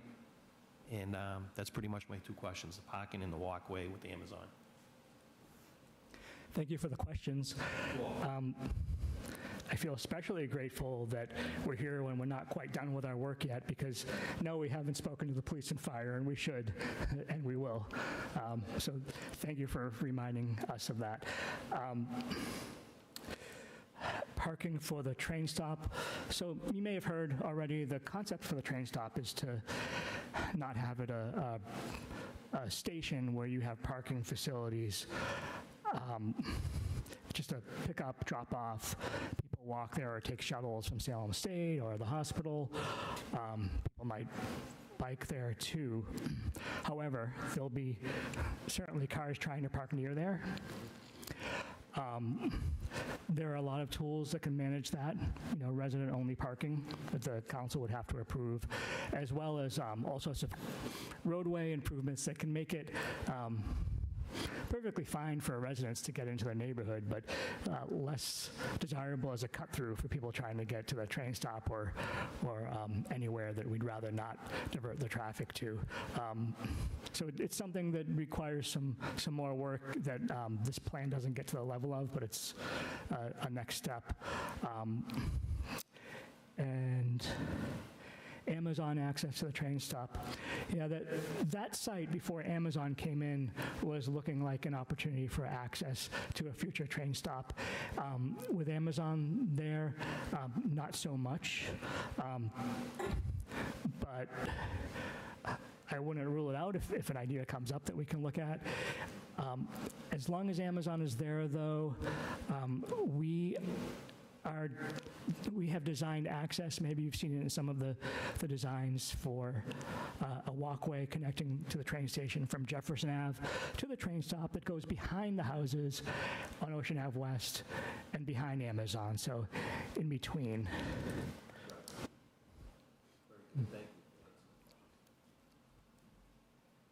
Thank you. And Councilor Prosnewski. Thank you, President Merkel. Tom, do we have a concept design that is ready to be made public, a rough draft of what that train station is going to look like on Jefferson Avenue and the walkway and over on the east side by Canal Street? If you'd like to answer that, you're welcome. Beth Debsky knows more about this. Yes, we have Beth Debsky coming to address this question. Thank you, and thank you for being here tonight, and thank you for the work you've done in this space. Oh, you're welcome, and thank you for having us here. Yeah, I'm glad somebody asked about the train stop. I thought somebody would, but so where we are now, we have completed the, closer? Okay, all right. Okay, that's better.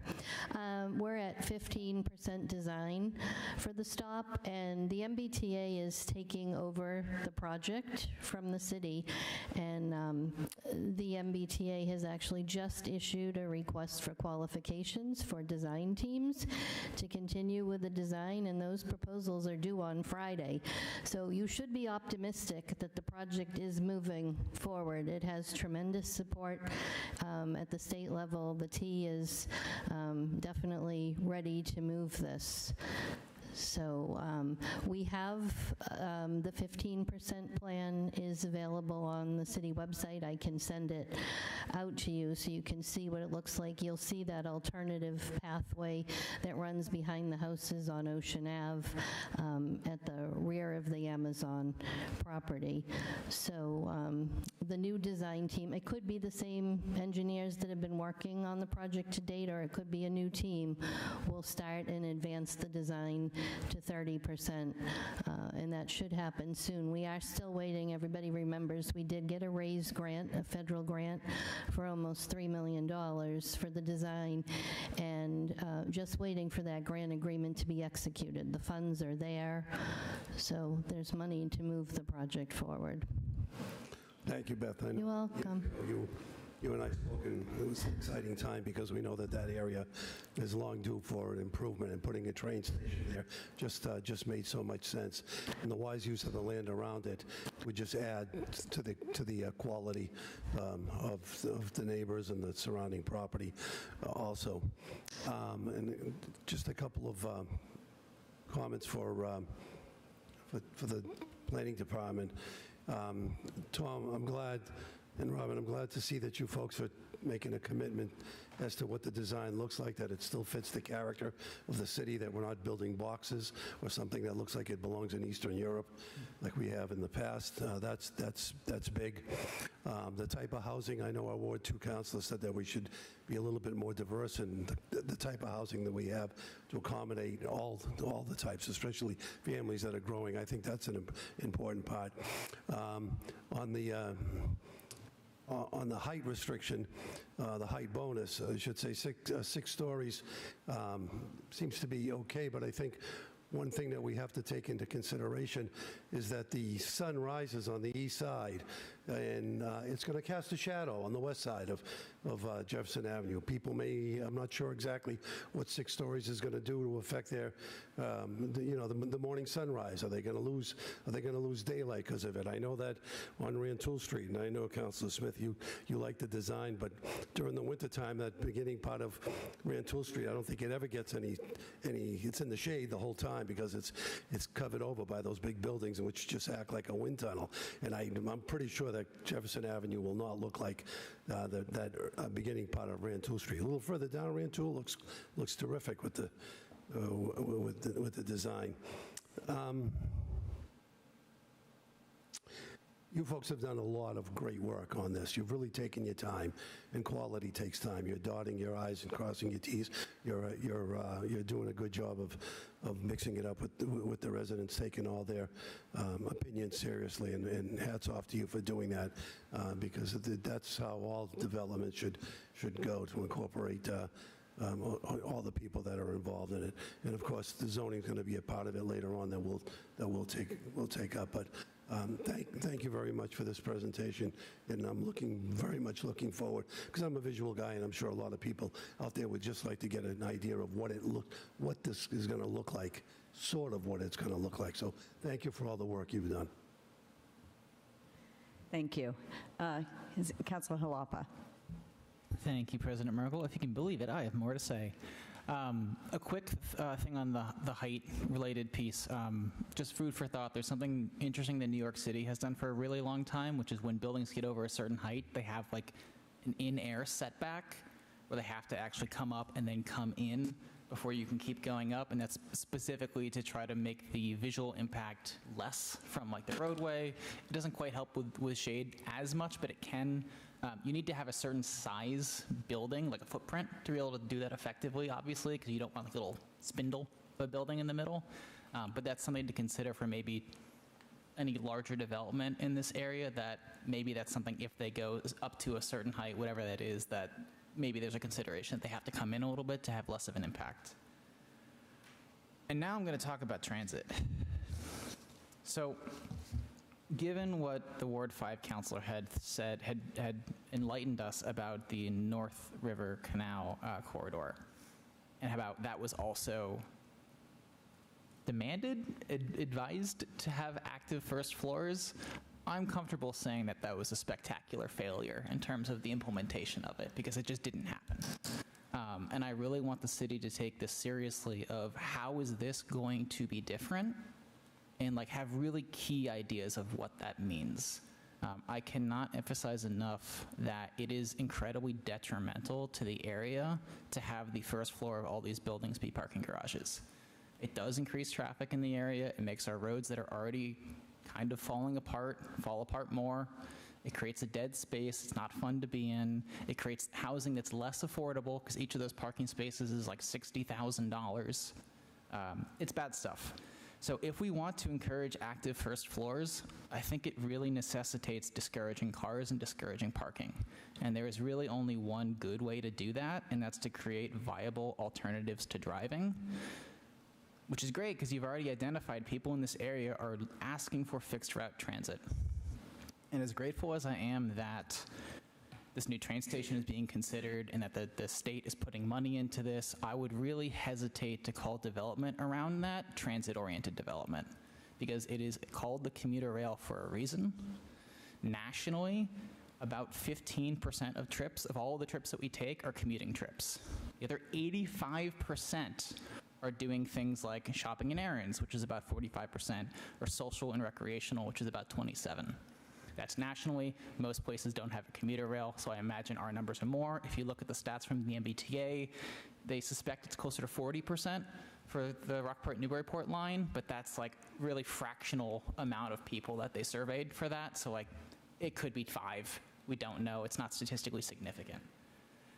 Especially if there's a notion to invest taxpayer dollars in a parking garage at the hospital. I really want to encourage us to explore alternatives to that funding, to how we're going to spend that money.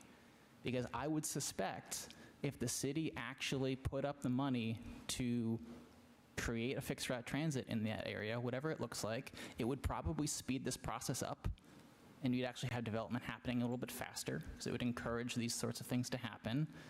Again, the South MBTA station is great, but it doesn't actually connect to the hospital or to Salem State. And the high school is also right there. Like, this is a great place where a lot of people are moving. The city's already spending money trying to get kids to the high school. It's a good amount of funds. I suspect that there's a way fiscally to do this responsibly.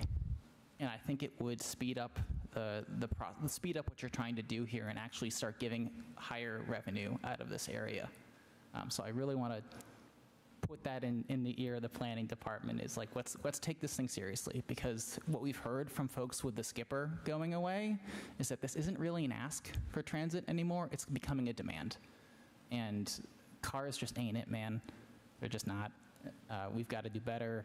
I think it's like not the vast majority, but more than any other source of greenhouse emissions in the state, transportation is the biggest cause.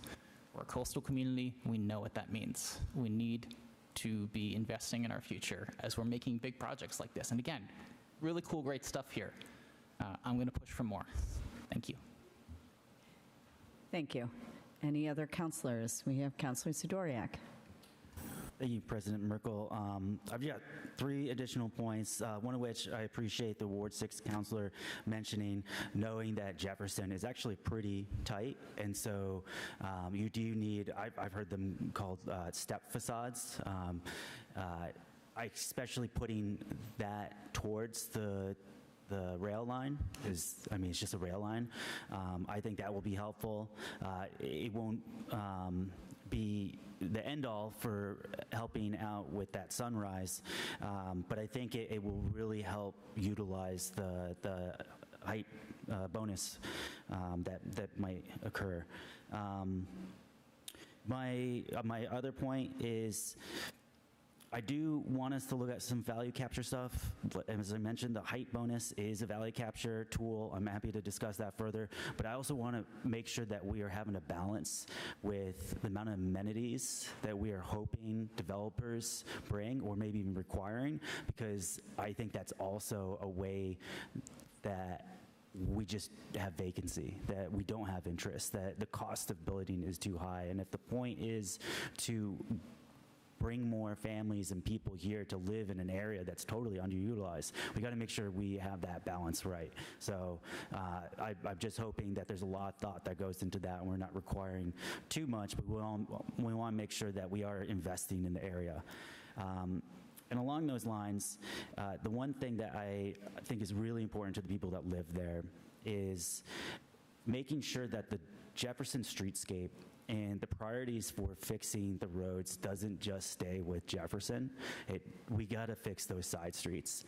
That one new light, Wilson and Jefferson, it's a little bit flawed. I think people still appreciate it, but it is pushing people into the side streets to get around it. And so we've just put in speed bumps on the western side. Residents love it. Now they want it on Lawrence.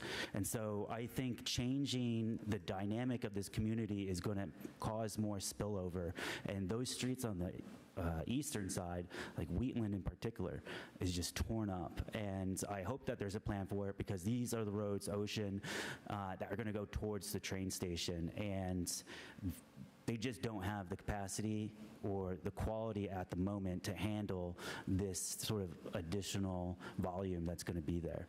So whether that's traffic calming, I know folks on Lawrence are asking for those speed bumps, but when we have the assets, the equipment, the materials to be working on Jefferson, let's do some economies of scale and figure out and plan ahead how we can fix those side streets as well and ensure they can handle the volume.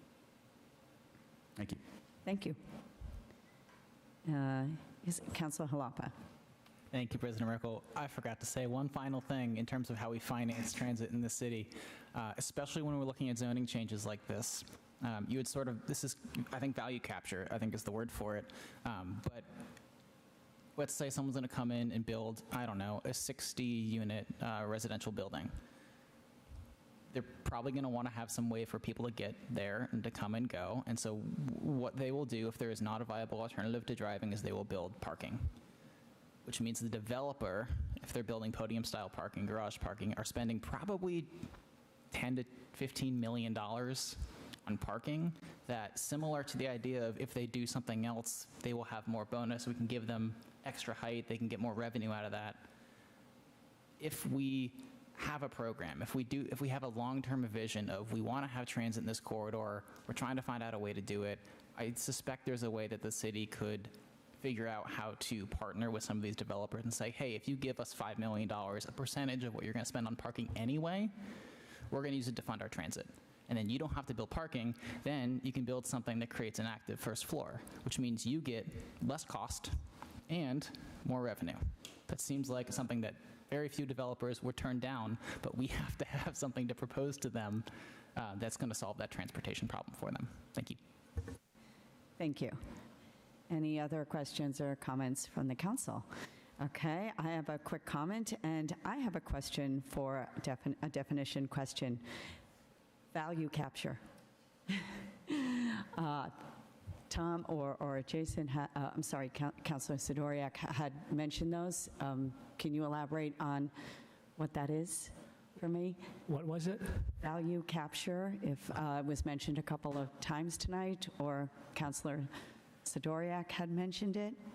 I think Councilor Sidoriak knows more than us about it. Thank you. Yeah, so thank you, President Merkel. Thanks for the question. So what is known as value capture is when you build amenities, you build new development, you invest in a place, property values are going to go up. And in particular for those new developments. And so ways to ensure that increase in property value and that tax revenue, that we are getting the most out of it, what happens is there are different tools to do that. One is to actual incremental financing. So I know you've worked on some projects like that. For the folks at home, essentially, you determine the baseline before a project is built, what the tax revenue and property values are.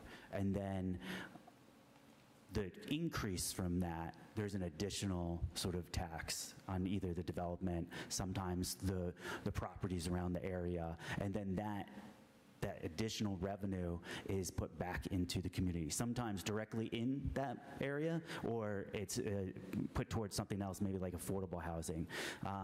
There's also things like joint development. We've got a little bit of that here, where the city owns the land or the property, and it's like a public-private partnership. And so it's sort of leasing that. You could also do that with air rights, and I know we do that with the parking garage, where we now have the right to be able to take in revenue because we own what's above the property, and that's if they were to increase or put a parking garage above. So there's many different tools, but essentially what it comes down to, value capture, is we know there's going to be growth. How we make and maximize that difference in the growth and then reinvest it. Thank you. Thank you. That's very helpful. You know, those are highlighting the tools that can make projects and proposals more beneficial to the community. And so I understand the concept of how is it going to circle back to benefit our community. So I appreciate that. And then also to highlight also what's been touched upon in the other comments, I like the focus on, you know, the mixed-use buildings. You know, they create livable neighborhoods. You know, I live right downtown. I do my errands on foot. I go to the dentist on the next block. You know, child care was mentioned. That was discussed when we did another zoning change. I remember, I believe it was for B1. But I also appreciate being cautious on if these commercial spaces, and this was touched upon as well, are workable for businesses, not only size-wise, but being outfitted to be business friendly, because, you know, where I live, right by the train, I've seen these mixed-use buildings be, and these spaces be very successful.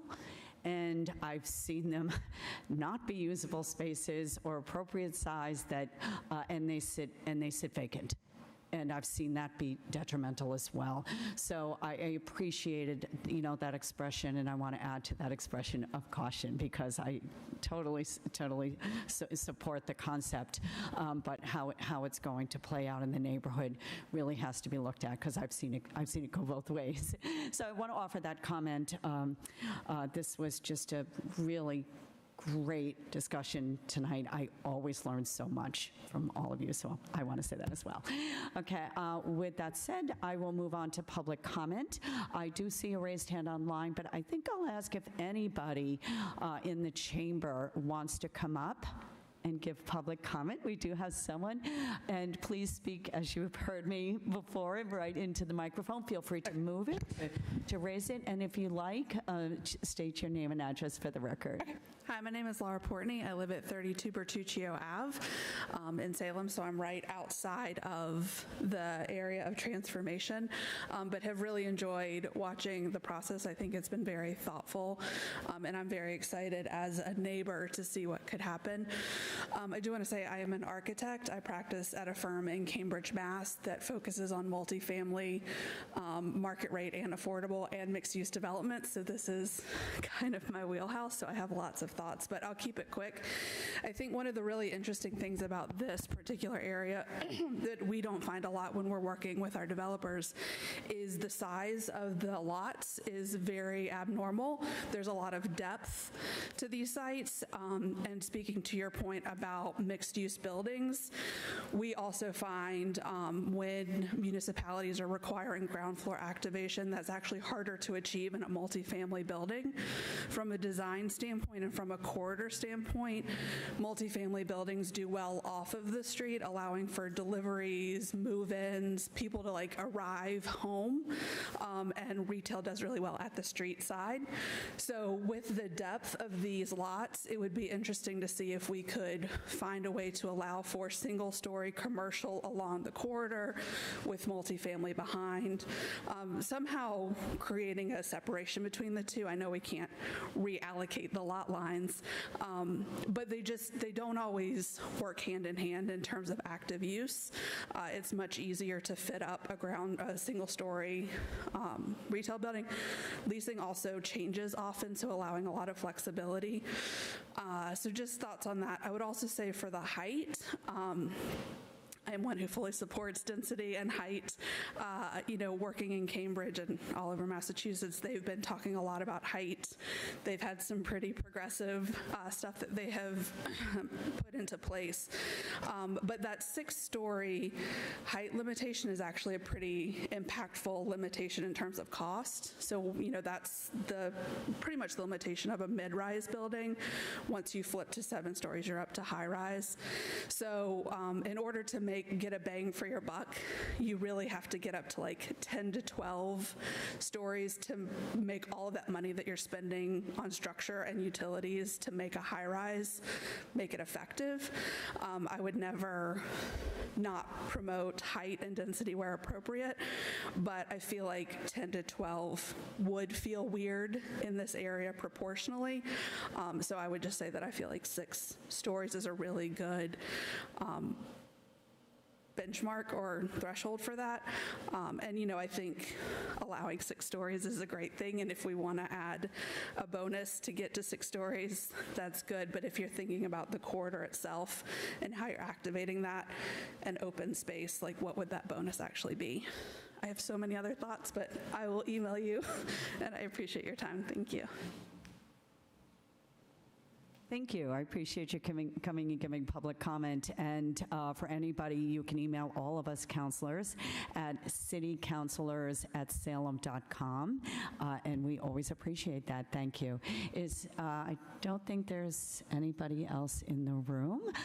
We do have a raised hand online. Polly, if you give me a minute. Let me see. Polly, if you unmute yourself, you should be able to talk. Thank you, President Merkel. Just a few points. I think one of the things that the counselors are also feeling the absence of is the number of housing units that we've approved recently and that are in the pipeline. I think it would be beneficial for everyone if there were a spreadsheet that would be updated regularly as the planning board permits projects. We've recently permitted 475 units of housing on South Campus. The 250 units at Lohr have been completed. There's 138 units at the Exchange downtown. There's 117 units at Gateway that haven't been developed. Riverwalk is being developed. River Rock has been developed. Goodhue Landing is being developed, and Lee Fort Terrace is almost finished. I don't think that we have a sense of where we are on the walk to the housing challenge, and I think we've been creating a fair amount of housing that nobody understands is in the pipeline. I'm concerned about the impact on this change on the tax base. I'd be interested in the data in terms of the number of employees and the number of employers in this area, as that defines the number of jobs that are in this area, but also in terms of the commercial industrial tax base. Changing to the residential requires a significant volume and value to then meet the commercial, depending on the assessments. And I would make sure that we have that kind of data to look at. The other thing is that there are no parks along this area. And without green space and just infilling, I think you don't necessarily create the kind of beneficial neighborhood that you may think you're getting in the rush to just define this as a place to build housing. I also worry about gentrification. And does this then mean that more expensive housing comes in and then destabilizes any affordability that exists farther down Jefferson Avenue?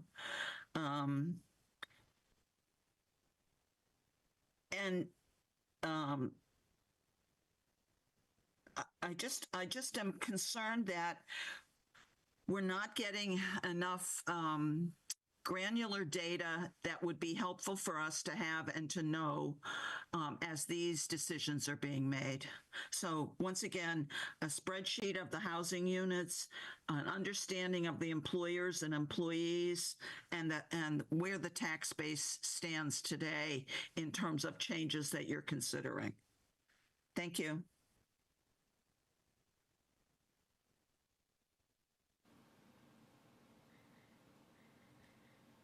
Thank you, Polly, and I want to thank both the public commenters for staying through the meeting so we could hear your perspectives. I appreciate that.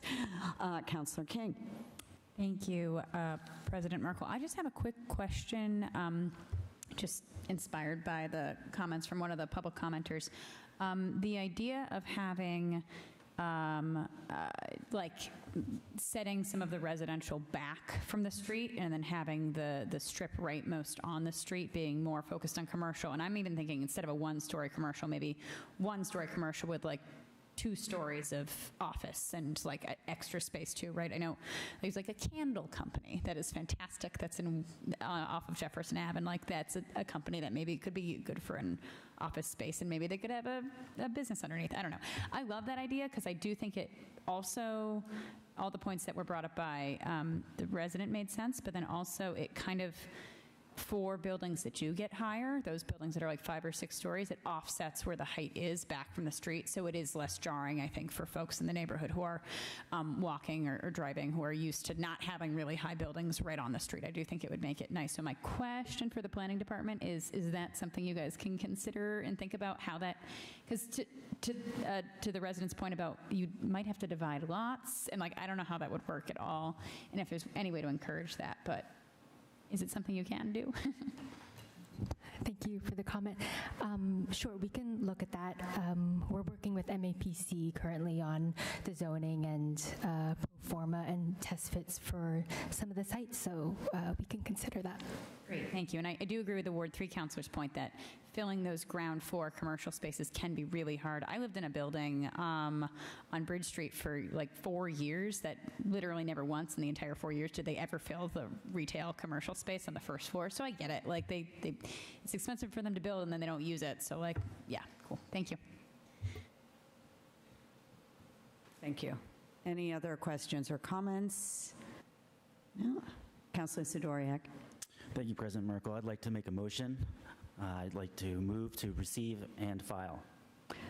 Councilor Sidoriak motions that this be received and filed. Do we have a second? Second. Seconded by Councilor Przanowski. All in favor? All opposed? Matter carries. Councilor Sidoriak. I'd like to move to adjourn. We have a motion to adjourn. All those in favor? All those opposed? We are adjourned, and thank you, everyone.